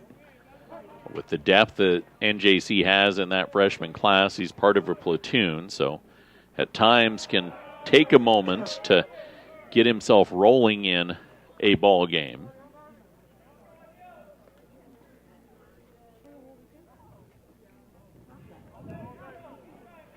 I'd have to go back and look at it, but I'm betting the longer he goes in a game, the better his batting average is. 2-2. He drills a ball over to second. It's swallowed up by Cacciari. He's put down on the 4-3 putout. For the second out in the bottom of inning number 6. WNCC finally does have activity headed down toward their bullpen. I believe that is Kyler Adams. I believe it was 21. It has begun loosening.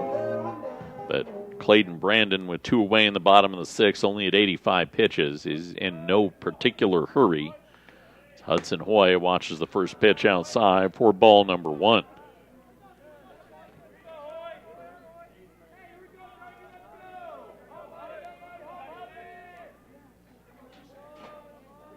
(1-0).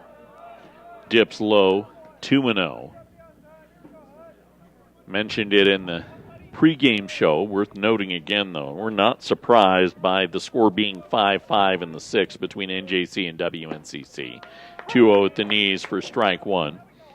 Better than 50% of the games over the last decade have been decided by 2 or fewer runs between these clubs.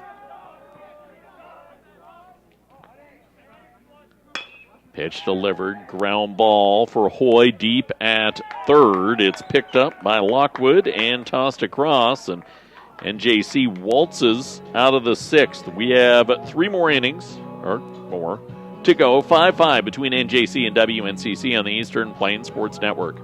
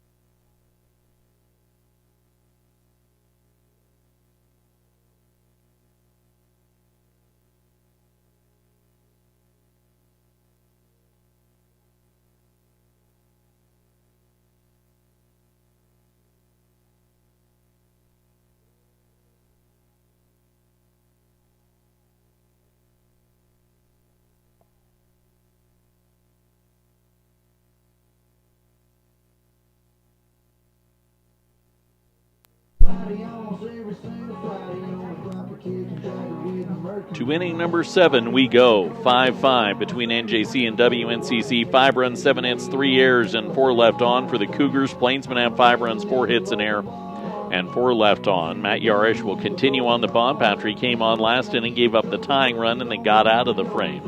7th brought to you by Ice Lanes. Have fun with your family and friends at Ice Lanes. Your affordable time awaits. Bowling, food, fun. Reserve your lane ahead of time, 970-522-3331. Jen Kobiakawa, Cooper Burgess, Landon Lockwood, 3, 4, and 5 due up for WNCC in inning number 7. There is still bodies in the Cougar pen, but no warming up, so Brandon will be given the chance to throw in inning number 7. So the first pitch is blipped to the backstop, foul by Kobe Akawa for strike number 1. Yarish's job now to pick up where Cam Ochoa left off and try and limit this WNCC offense. Breaking ball into the dirt, 1 ball and 1 strike. Two teams taking different approaches to the weekend. Cougars going with their ace today, at least as far as innings pitched this year. 1-1, belted foul, 1 ball, 2 strikes. NJC, because of the way last weekend played out, flipped their lineup and went with essentially their number 4 arm, their final arm. Ochoa typically starts the last one, but only had to throw 40 pitches before NJC got up big in the last game last weekend, and they were able to lift him and flip the script so that Andrej Vonk can throw on the Pack the Park game, the staff ace. 1-2, foul to the backstop. Count remains 1-2 to the leadoff man in the top of the 7th. Yarish. 1-2 offering. Way around on it goes Okawa. And it gets out of the field of play. Foul to stay alive. That thought process, though, is there not been, the 92-ish mile an hour speed that you would expect in game 1 on a weekend. And Cougars have been around on front on everything. Yarish with the pitch, ground ball, seeing its way through, and Kobe Akawa, it's a leadoff single. The top of inning number 7, and leadoff runners have come across today. Last inning, leadoff man on scored. 4th inning, leadoff man on scored. 1st inning, leadoff man on scored. 5th, leadoff man on caught stealing. And JC has plated the leadoff man the 3 times they've had the leadoff runner on. Yarish tangles with Cooper Burgess now, who hasn't had a hit since the 1st inning when he drove in the first run of the contest.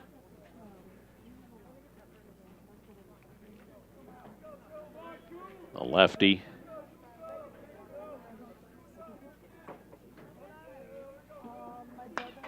Flares the pitch foul. 1 ball and 1 strike.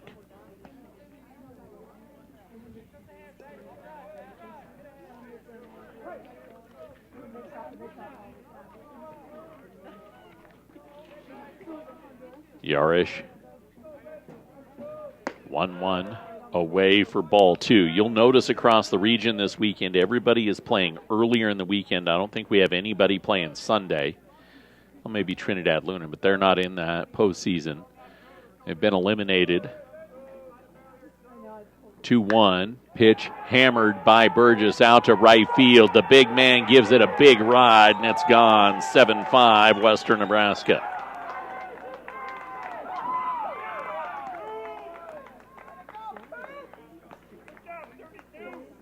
Second hit of the game, second driving in runs. He now has 3 runs batted in today, does the first baseman. And Western Nebraska back out in front. They tied it last inning. And he'll get bodied as he walks into the Cougar dugout. 9th hit of the game for WNCC. Now if you're in JC, this is definitely Yarish's ball game. Find yourself down. You still have 9 outs to overcome what is 2-run deficit right now with nobody out. Yarish is up and in for ball number 1. But were you to lose this game, you definitely need as many arms available to ensure you get yourself through and get the 2 wins necessary. Foul ball. Right field line. It's pulled in fair territory by Delaware Bay for the first out of the inning. That one bent foul and then pushed back down that 330 line. And Kenzai Okawa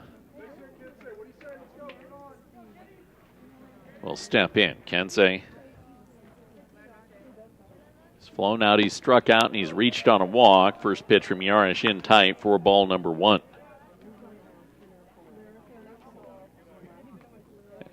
A Southeast win in one of their 4 games against Mukoka, or an NJC loss in one of their 4 games against WNCC will give Southeast the Region 9 title. Oikawa drills it foul, 1 ball and 1 strike.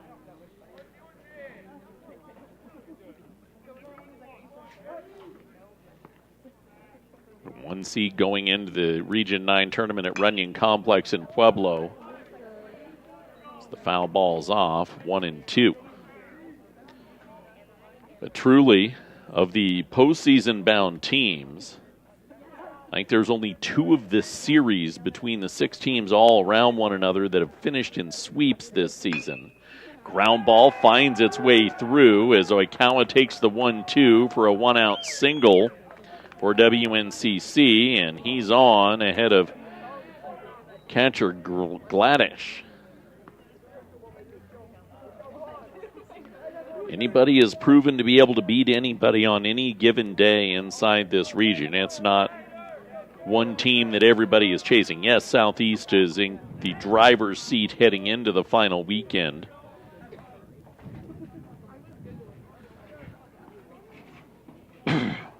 But we saw the parity arise last year in the Region 9 tournament. As the ground ball, hot hit to third. Hoy to second for 1, on to first, not in time. So Gladish will reach on a fielder's choice 5-4 on the putout at second. For the second out in the top of the 7th to Jace Satterfield. Now the field umpire has asked the home plate umpire out to the field to have a conversation. This would lead to, was there potentially a interference? The field umpire pointed to second, signaled safe, and then pointed to second again and signaled out. So to me that says no, there was not interference. Yes, he was out on the second out of the inning. So Yarish tangling with Satterfield now, drops a strike across, 0-1. Cougars have scored 2 in this top of the 7th. NJC will have the top of their order due up in the bottom half of the frame. Pitch in tight, in the dirt, gets away from Valerio, but already headed back to the bag was Gladish at first.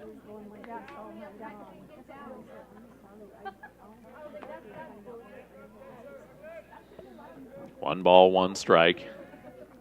Fastball outside corner. Yarish makes it 1-2. Plainsmen have pitched with a purpose today. There'd not been, oh, we're going to dance this here. They're going after these guys. At times to their detriment. 1-2. Caught him. Yarish lost it in tight, and ahead of Satterfield hits him, putting runners on first and second and affording 9-hole hitter Austin Cooper the chance to hit.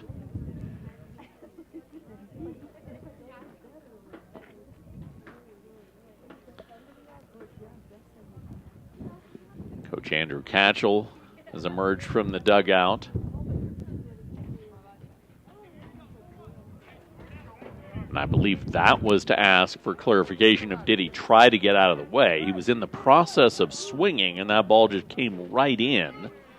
Kept the bat head back, and then it wore him.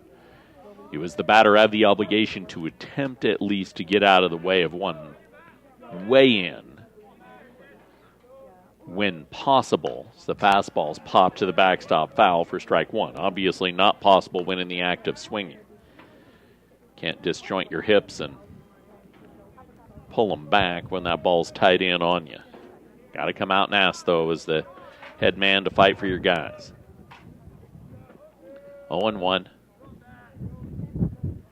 Breaking ball waved at, no balls and 2 strikes.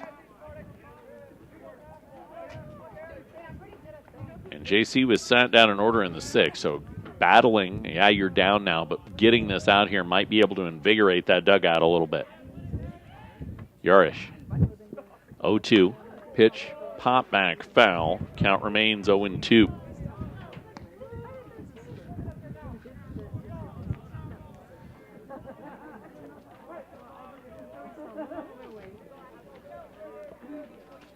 Yarish steps off and chases. Gladish back to the bag at second.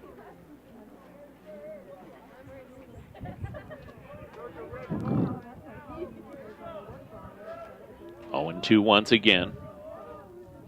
Yarish delivers the pitch. Fly ball, left field side, down into the corner. It settles. Gladish home. Satterfield being given the stop sign around third on the throw in.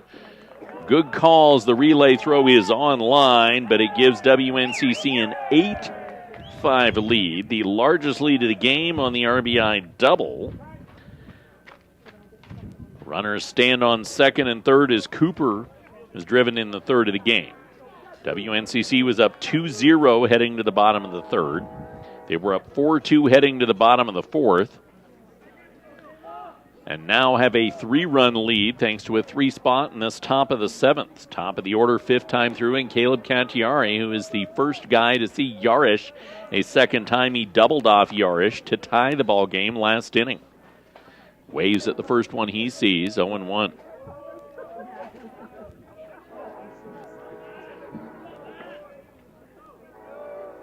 Yarish, the 0-1, sails it off the outer edge. 1 ball and 1 strike.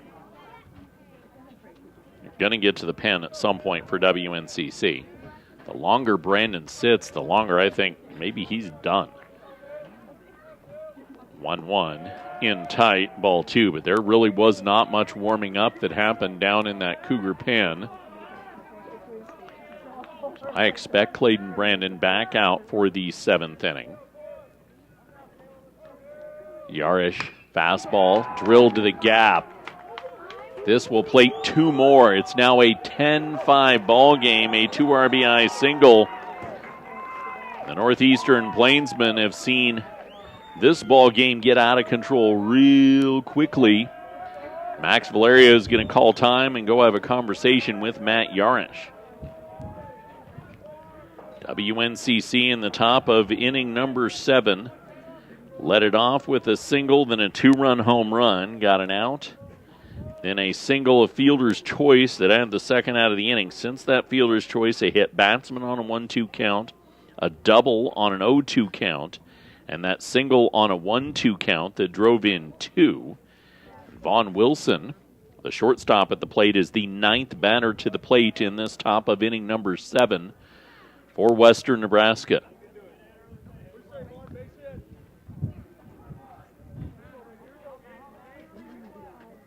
And JC has sent Deacon Trinkle down to the bullpen to warm up quickly. Yarish delivers the pitch. It's drilled out to center field. Read beautifully off the bat, though, and Uzawa will track it down to end it. Not before Western Nebraska plates 5. They lead 10-5, middle of inning number 7 in this 9-inning game on the Eastern Plains Sports Network.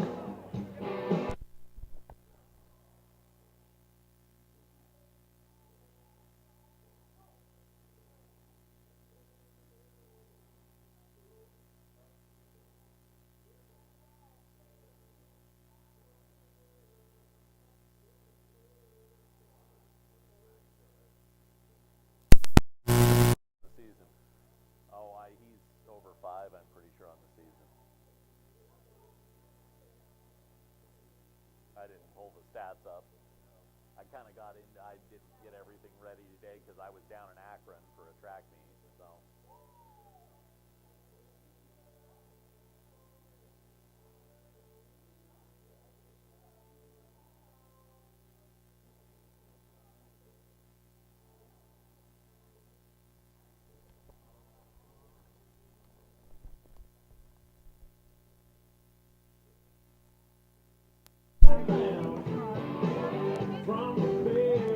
Bottom of inning number 7 we go. The Northeastern Junior College Plainsmen, after giving up a 5-spot, trailed 10-5. Stubbs in Wiggins knows that sports fans need everything, not just the gas, but the one stop that has it all. And Stubbs on I-76 at exit 66A has all of that, the fuel, the food, and all the accessories you need when traveling. Top of NJC's order due up in inning number 7. Yusei Uzawa, Tanner Peary, Braden Stuffed. Got to manufacture something as Clayton Brandon is back out. 90th pitch of the game for him. Sails off the plate for ball 1. Got an arm down in the pen, but not even throwing. Just kind of loosening the muscles if he gets in trouble. Brandon, a 5-run advantage now, I would imagine, has a leash to work with. 1-1 off the plate. 2 balls, 1 strike. He has issued some passes today, though. Brandon, 2 walks, a hit batsman.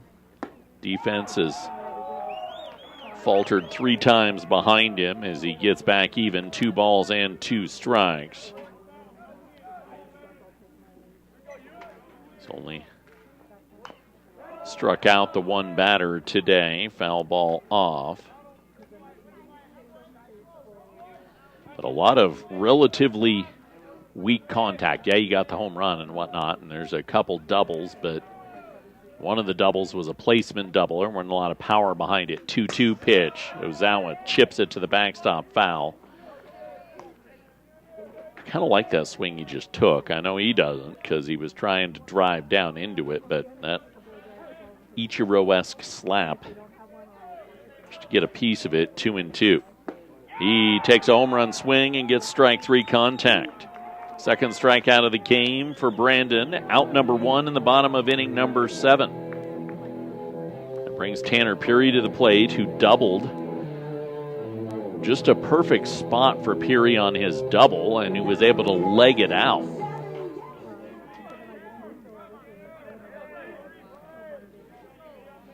Brandon, first pitch across for strike number 1.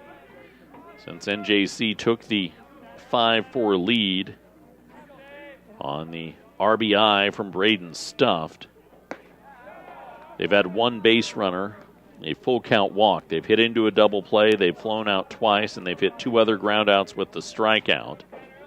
1 ball and 1 strike. Brandon with the pitch. Perry turns around on it and hammers it foul left field side. 1-2.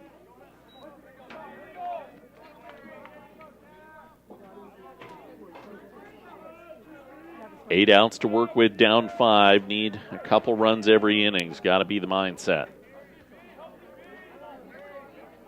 1-2. Swing and a miss on one way off the plate to get between the wickets of Satterfield, and he'll throw a strike down to first for the second out in the bottom of inning number 7. Completely fooled Peary with location on that because that one wasn't even close. Let's see if Braden Stuffed can do some work, wreak some havoc, and allow Max Valerio a chance to hit in this 7th inning. First pitch, drilled out to center field. Diving play gets underneath the glove of Cooper. Stuffed heading to second. He's rounding third, trying to turn it into 3. The relay throw, not in time. It is a 2-out triple for Braden Stuffed. Stuffed belts the ball and gives a little bit of more life for NJC, their first hit since Tanner Peary's double to lead off inning number 5. Coming on the heels of back-to-back strikeouts. Max Valerio, he's driven in a run on a sac fly, but with 2 outs in the bottom of the 7th, down 10-5, sac fly is not an option here. Loads and takes it in tight for ball number 1. Valerio 6 runs batted in, shy of the single season and career marks here at NJC, both held by Josh Cote. Single season also done by Jordan Procession, who was the catcher on the 2012 and 2013 teams.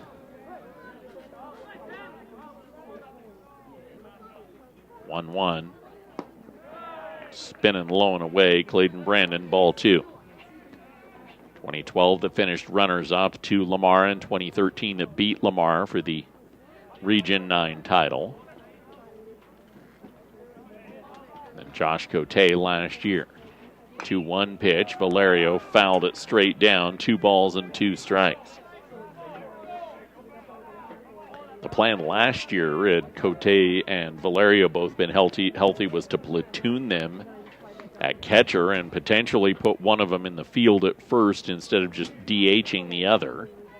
But when Valerio suffered the thumb injury that required him to be down for the year, and became Cote's job behind the dish, as Valerio's has been this year. 2-2, spins low and away, 3-2.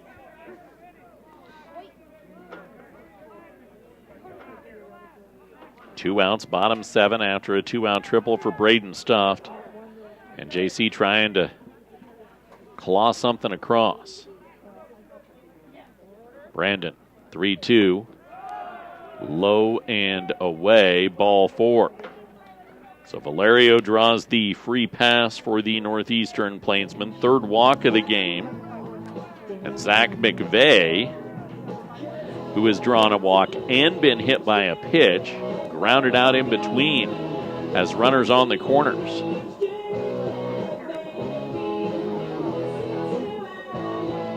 Now the question, I know Valerio's not exactly a base stealer. He does have stolen bases this year.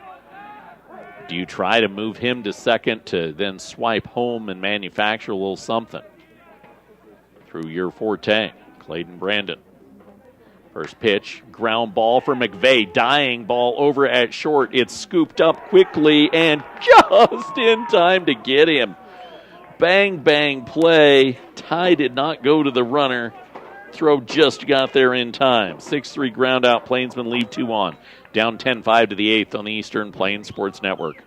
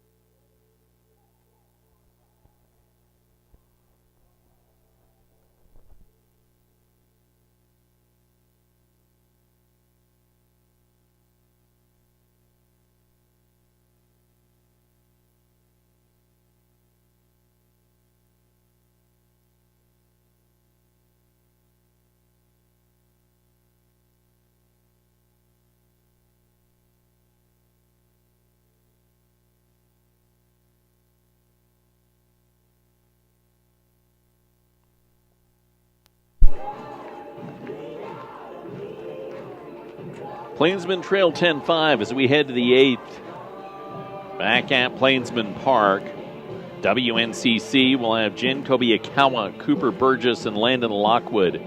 Due up, and the new NJC pitcher is Deacon Trinkle. Redshirt freshman for the Northeastern Plainsmen. Missed last year with a labrum injury.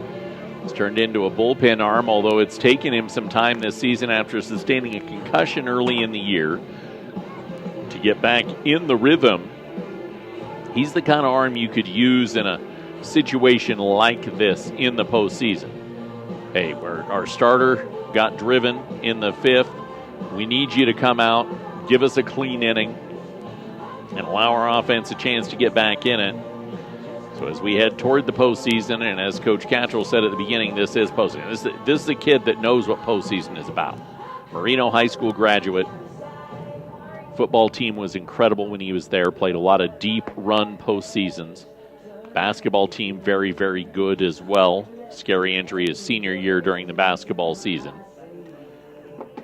Baseball guy, walk-off winner during the 1A baseball championship. Speaking of Marino baseball, they will be a part of our coverage tomorrow right here on 94.5 The Ranch. His little brother Xavier Trinkle and the Marino Rams are the 3 seed. Not only in 1A's District 5, but in the entire state. They're the number 3 team in the state. We take on Akron around 11 tomorrow, Game 2 out of Prairie High School. Game 1 is number 1 Haxton against number 7 Otis. Bulldogs and Bulldogs, Rams and Rams. Kobe Akawa takes the first pitch. Low and in for ball number 1 and low and away for ball number 2. That Marino-Akron matchup is one we've already covered this year on 94.5 The Ranch. Marino won in a walk-off hit by pitch. Back at the beginning of April, they split the regular season. So strike on the 2-0 goes across, 2-1. And, of course, the walk-off winner for the state championship between those two clubs in 2024. 2-1, Trinkle. Swing and a miss from Kobe Akawa, 2-2.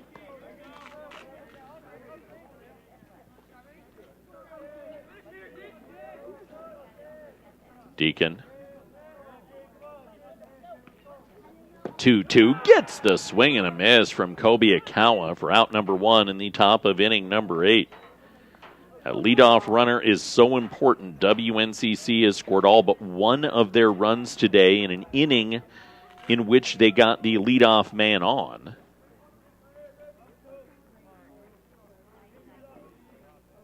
Cooper Burgess, a home run his last time up. The big man takes it in tight for ball 1. 3 runs batted in with a single and a homer.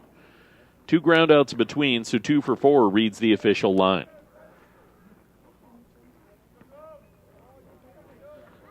One and 0. Late swing and a miss. 1 ball and 1 strike.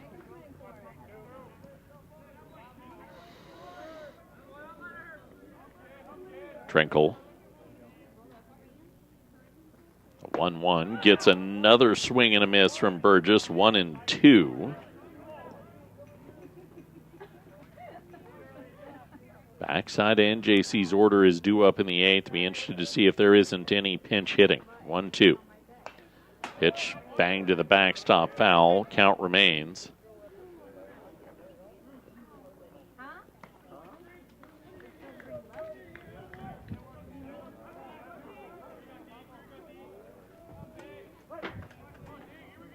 Smell the rain starting to come into northeast Colorado. 1-2. Pitch, Burgess way around on it. 1 ball and 2 strikes once again. I don't think it's going to be anything near what we got last night. The chance of rain across the area this evening. 1-2. Burgess pops it up behind the bag at first. Long run for McVeigh into foul territory. Delor Bay finds it and makes the catch for out number 2. So 2 batters faced, 2 sat down for Deacon Trinkle, 2 Landon Lockwood, who has a hit and 3 flyouts. He's sprayed it all over. He's really the only one today that has been able to work it all over the field. It's timed up. Plainsman pitching pretty well, just hadn't produced the hits. First pitch across to him for strike 1.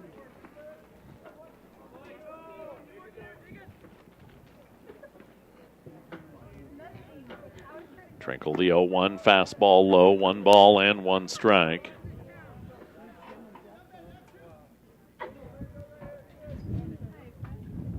He likes what he gets from Valerio. Deacon hops it in. 2 balls, 1 strike.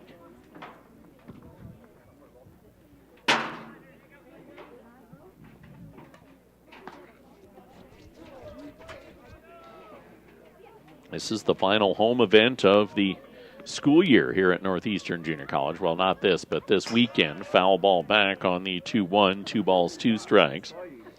Saturday night's Pack the Park event. We've had a lot of home events this year. It's been a lot of great action we've covered. I would like to invite all of our Northeastern fans to make sure you're following along with the Eastern Plains Sports Network on Spotify, as I've already begun the process of recapping the year in covering Northeastern with Inside Northeastern stuff that'll release once the school year's all said and done. We'll highlight each of the seasons. 2-2 pitch, low and away, ball 3. It'll be a part of our summer stuff on Eastern Plains Sports today on 1010 KSIR, 1 o'clock on weekdays. But the full podcast will be up earlier than it may run there.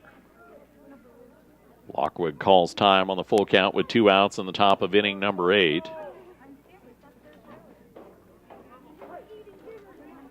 Trinkle. Drops it. away ball 4. Valeria was set to ring it up. 2 hops to the dugout, and that Weld County outside corner. It's not liberal by any stretch of the imagination.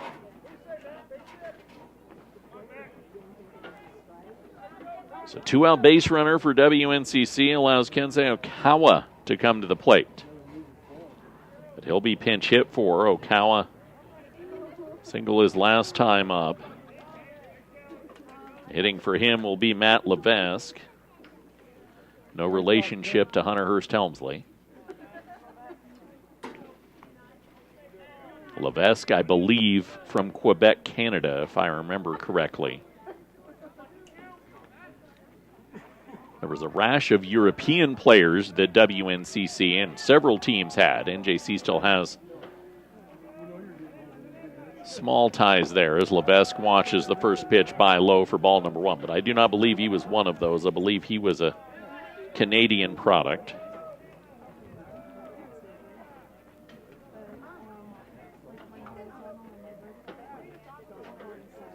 Levesque drills it out to center field. Uzawa over and makes the catch.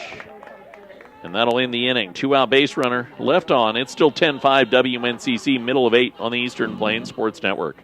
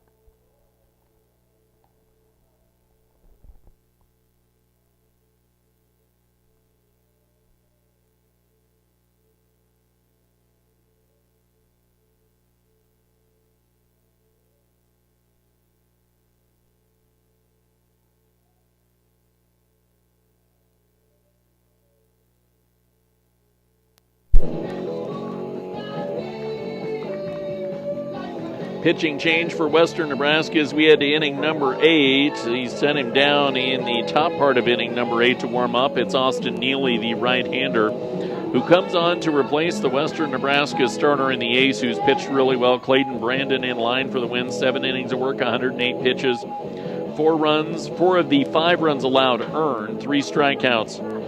2 hit batsmen and 3 walks. 5 total hits is all that's allowed. 5 runs, 5 hits for NJC. 10 runs, 12 hits for WNCC. The Northeastern Junior College Plainsmen will head to the bottom of inning number 8. 6 outs to work with. Down 5 runs. And the Plainsmen will have Brendan Clellan to lead things off. In the bottom of this inning, it is Clellan, Souter, Delor, Bay, 6, 7, and 8, or their spots. Souter is out on deck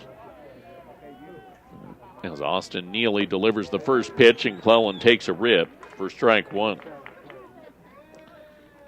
It's reached on a fielder's choice and an error, flown out to center field. So 0 for 3 reads the line. He hits a bouncer over to short. The pickup and the throw across the diamond is in time to get him for out number 1. Plainsmen have been close on a lot of ground balls today, but haven't been able to complete it in the first of a 4-game set. Now, we are with rain forecast to start in our area in about the next 15 minutes as the first pitch in tight for ball number 1. Heavy rain. The umbrellas are beginning to emerge in the stands as it's already begun sprinkling. A 1-0 pitch across for a strike. Evens the count out at 1-1. A homer for Carson Souter today. Neely, 1-1. Ripped to the backstop, foul. 1 ball, 2 strikes, and the drops are beginning to form on the cement below us, and fans are beginning to scatter. 1-2. Souter swings and misses for out number 2 in the bottom of inning number 8. Noted, though, that this was sporadic rain. It was supposed to come in a little bit earlier. It had backed off. It's supposed to be here till after 5, but the clouds building up over the top of us. Nothing, we didn't get warm enough today to really produce anything severe, I don't think, as Delaware Bay with 2 away in the bottom of the 8th steps in. First pitch up and away for ball number 1.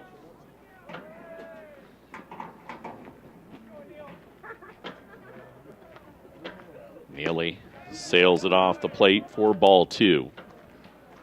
Doesn't really look to me on the map that there's significant lightning that comes into play with this either. Again, temperature not necessarily conducive to that. Got a little bit warmer and wreaked some havoc yesterday. 2 balls, 1 strike. Delaware Bay's yet to find his way on today. He waves 2-2 with 2 outs in the bottom of the 8th.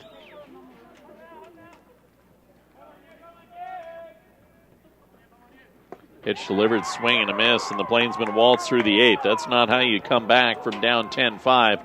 We head to the 9th, down 10-5 on the Eastern Plains Sports Network.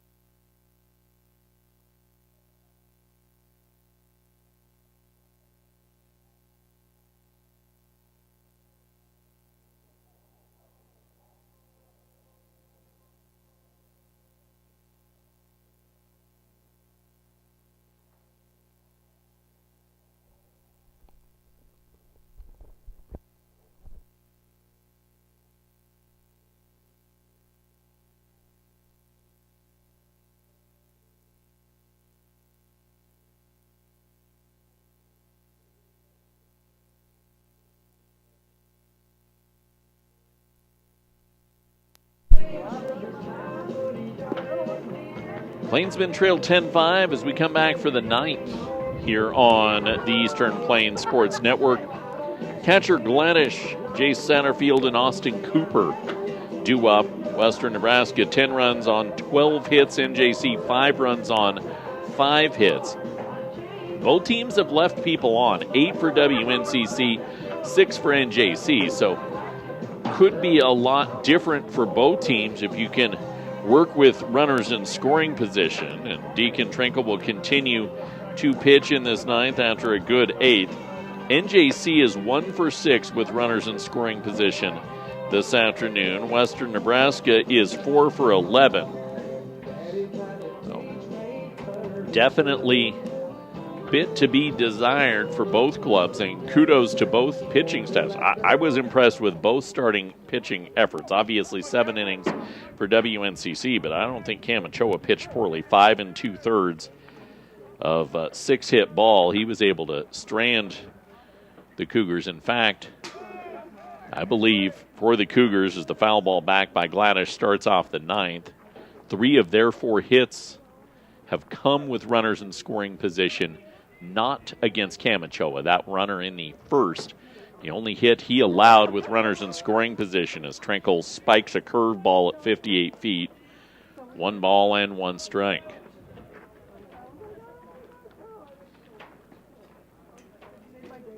Trinkle gets a little flare chip foul into the glove of Valerio.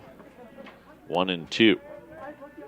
A lot of movement on his stuff. His stuff was good when I covered him in high school. Didn't get to pitch last year because of the injury. 1-2. Bender lifted out to right toward the fence, and it's up and out. Galadish goes yard for his 2nd time today for WNCC to make this an 11-5 ball game. And this back end of the order has been a problem today. You have now 3 home runs for WNCC from their 7, 8, and 9 hitters, and 6 of the 11 runs batted in have been driven in by the 7, 8, and 9 hitters. Not typically the guys that do that. First pitch to Satterfield for strike number 1. We said at the beginning and throughout this one, with WNCC needing to win 3 or 4 to get the bye, Satterfield waves 0-2. This first one was a step more important than must win. And JC needs 2 of the 4 this weekend to get a bye. Still important, obviously, because now, this score holds and you lose this game. You got to win 2 or 3, and it's likely that for Saturday night's Pack the Park event, 5:30 first pitch right here at Plainsman Park. We want to set the new attendance record. Come be a part of it. It's the 0-2's into the dirt for ball 1. It's likely now, if NJC goes on to lose this one, that it comes down to it, because I could fully buy a split tomorrow. NJC would obviously like to take both as Trinkle gets the 1-2 wave from center field and the strikeout for the first out in the top of inning number 9. Second strikeout for Deacon Trinkle over the last 2 innings. But if NJC and WNCC split tomorrow, and again, you can watch that on WNCC Athletics YouTube page. Chuck Schwartz, the voice of WNCC, has said he'll be there. We've had a conversation this week. Hopped in for ball 1 to Austin Cooper, but you see a split tomorrow, and Saturday is winner take the bye. 1-0 high for ball 2. You want to go into the last game of the season with no pressure on it, but Coach Catchell said it at the beginning, and this is postseason baseball. Yes, you don't actually hit the postseason until next week. The WNCC has responded today. A smoke down the left field line by Cooper on the 2-0 pitch, and he doubles for a second consecutive at-bat. This one with 1 away in the top of the 9th. Already one across in an 11-5 now ball game to Caleb Cacciari, who has 3 hits today, an infield single, a double, and a traditional single for the Cougar second baseman. 6th time through the WNCC order.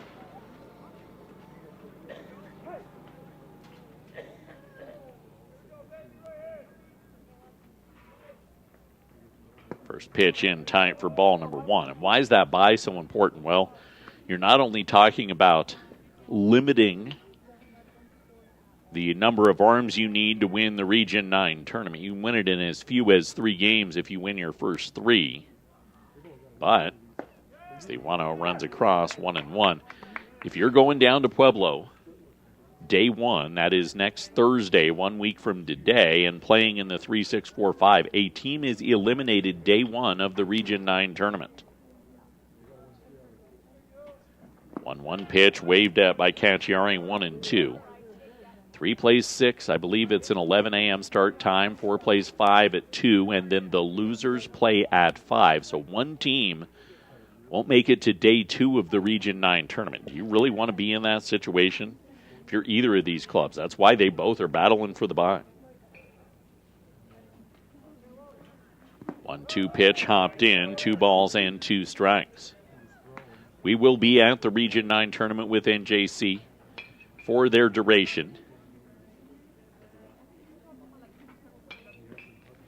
Trinkle, 2-2, bouncer over to second, picked up by Sauter and slung on to first in time for 3 on the putout. Crossing over to third is Austin Cooper. 2 away to Vaughn Wilson. Wilson's walked twice, struck out, and flown out twice.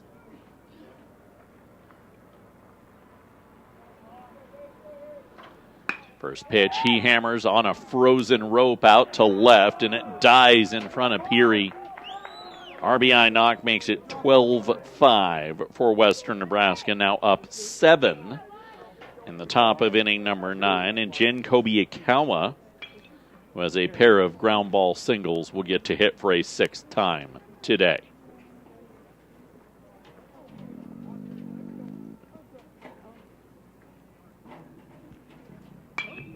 He hammers off foul, the first one he sees for strike one.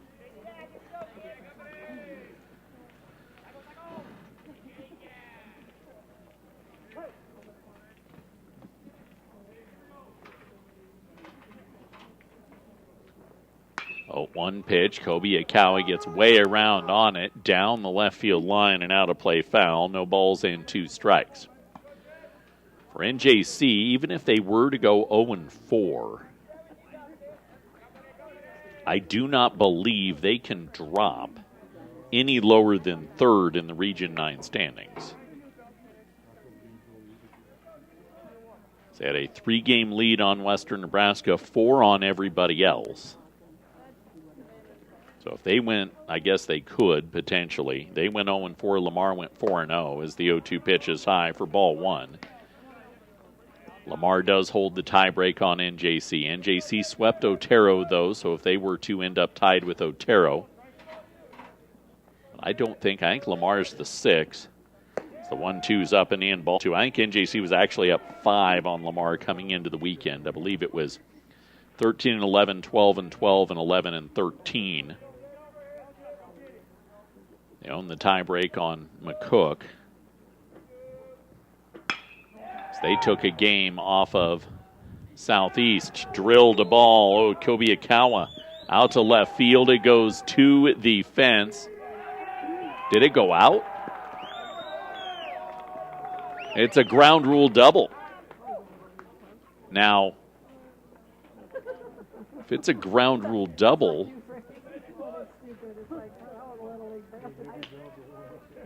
the runner should be at third. We'll have a pitching change here as Trinkle gives up the run on the RBI double. As it stands, though,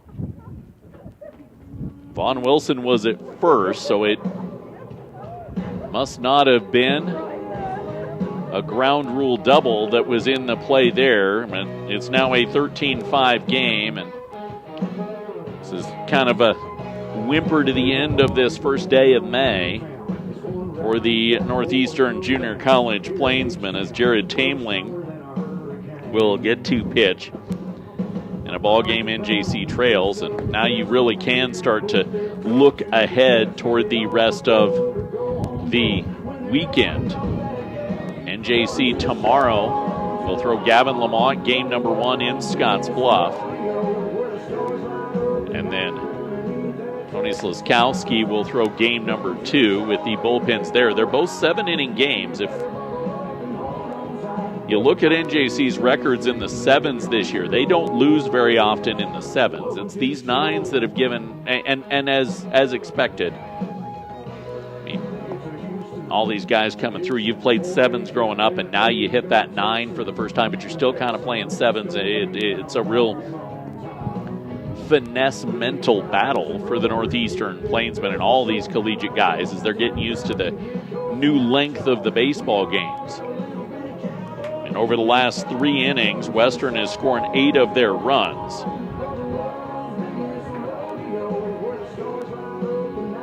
Northeastern Plainsmen and the WNCC Cougars were tied at 5 going to the 7th inning. And with Kobe Akawa standing at second after the RBI double, it's now an 8-run lead with the back end of your order due up. And you go to Taimling here to, let's put this one to bed with 2 outs in the top of the 9th. Let us hit and let us get ready for the road trip tomorrow. First pitch, Taimling in tight for ball number 1 to the big man. Burgess has driven in 3 runs today. WNCC has had a lot of good hitting from a lot of places. Cacciari has driven in 3. Galadish has driven in 3 as a strike runs across. You have 3 guys with 3 RBIs. And Coach Catchell made the comment after seeing WNCC earlier this season. This is a team that's going to give some people some problems in this region. And just taking a minute for this team to kind of get there. But I think the Luna weekend last weekend was a good weekend for them. They get that 4-0. You're starting to move downhill in the momentum piece as the 2-1 pitch is in tight for ball 3. Saw the Luna weekend be carried into last weekend in Trinidad for NJC. And they took that weekend after losing the first. They took the final 3 and down the road they went. Little blip ball over to short. Stuffed scoops it up. Cannot get it out of the glove. Then he does and gets it across in time for the 6-3. A lot more work than that should have been, but it did finally get NJC out of the inning. They're down 13-5 to the bottom of the 9th on the Eastern Plains Sports Network.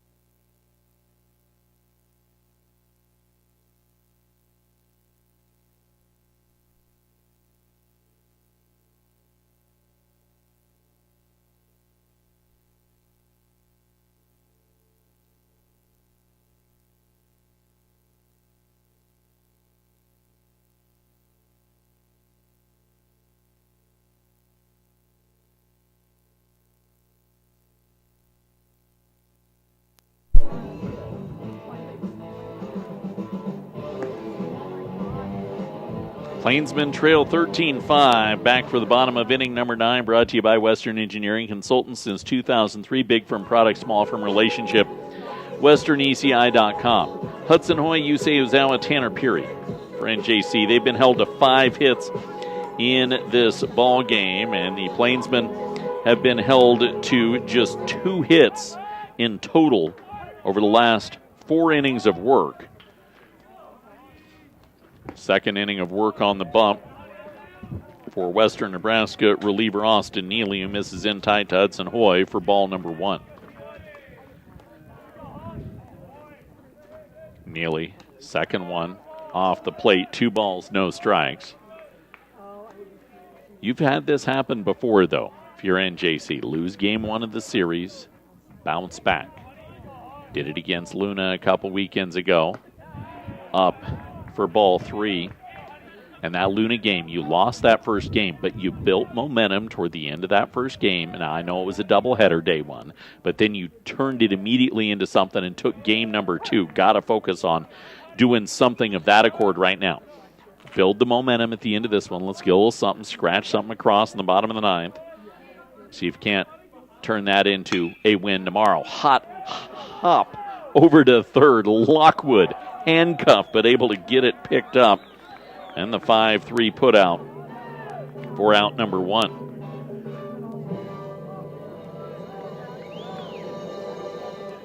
Could have been a lot worse. Western Nebraska's left 9 on. Those base runners are problematic. I don't know if I have that set for... I don't. Maybe I need to put that in my stats. I can set my iPad to tell me just about anything as Yusei Ozawa watches it, but I'd be really interested to batting average on ball in play for Western Nebraska. It seems to me like when they put it in play, it's been getting down today. The 1-0 is fouled off, 1 ball and 1 strike. Neely up and away, 2 balls, 1 strike.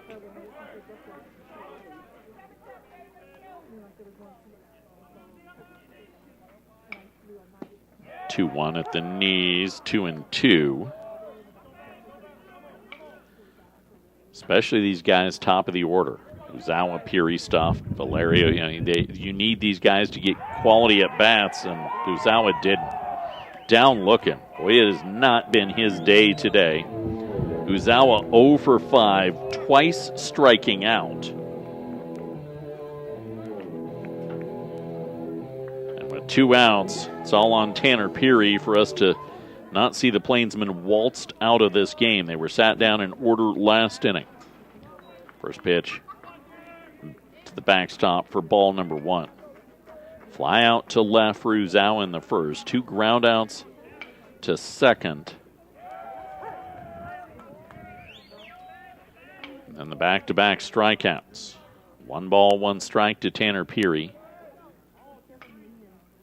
Breaking ball across, 1-2.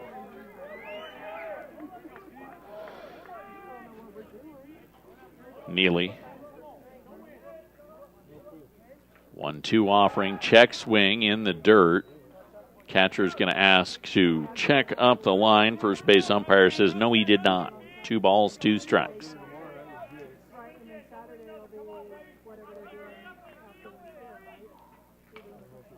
Neely rocks and fires, just a piece of it foul by Peary. 2-2, it continues. This is a huge one for WNCC because you know coming into tomorrow you're going to need arms, and Saturday as well. To only have thrown 2 arms today. 2-2 pitch. Peary rips it off. Foul. Count remains 2-2. And ostensibly, you probably could bounce Neely back and throw him again on Saturday if need be. He's not to 30 pitches yet. And by Chassa rules, he could throw tomorrow. 2-2 pitch. Swing and a miss. Plainsman sat down, waltzing through the 8th and 9th. 1-2-3, 1-2-3. And they fall in game number 1 of the 4-game set to WNCC 13-5. 13 runs, 16 hits, 3 errors, and 9 left on for WNCC. 5 runs, 5 hits, an error, and 6 left aboard for the Northeastern Junior College Plainsmen. Runs batted in for Braden Stuft, Max Valerio, and 2 for Carson Souter. For Western Nebraska, 3 for Caleb Cacciari, 3 for Cooper Burgess, 3 for Carter Gladish, who hit 2 home runs. Vaughn Wilson, Jin Kobayashi, Jace Satterfield, and Austin Cooper.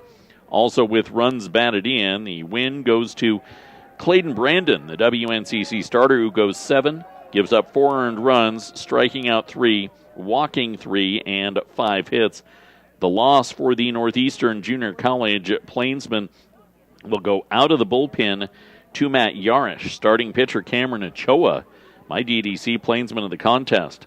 5 earned runs, 4 strikeouts, 6 hits in the ball game. And what did he do? He walked 4, but I thought that was a solid outing for him. Plainsman just couldn't turn it into a win. We'll be back with you Saturday. 5:30 first pitch. Get out here because all the pregame festivities start about 5:10 for NJC and WNCC and pack the park. The 2 teams play tomorrow in Scotts Bluff with a doubleheader, I believe beginning at 1. 2 7-inning games that Chuck Schwartz will have to call on WNCC Athletics YouTube. We will be bright and early, 9 a.m. out at Prairie High School tomorrow for the 1A District 5 baseball tournament. Haxton versus Otis, Marino versus Akron, and the 2 winners playing for the right to be the number 1 overall seed in the 1A state baseball tournament. Plainsmen fall 13-5. You've been listening to Northeastern Athletics on the Eastern Plains Sports Network.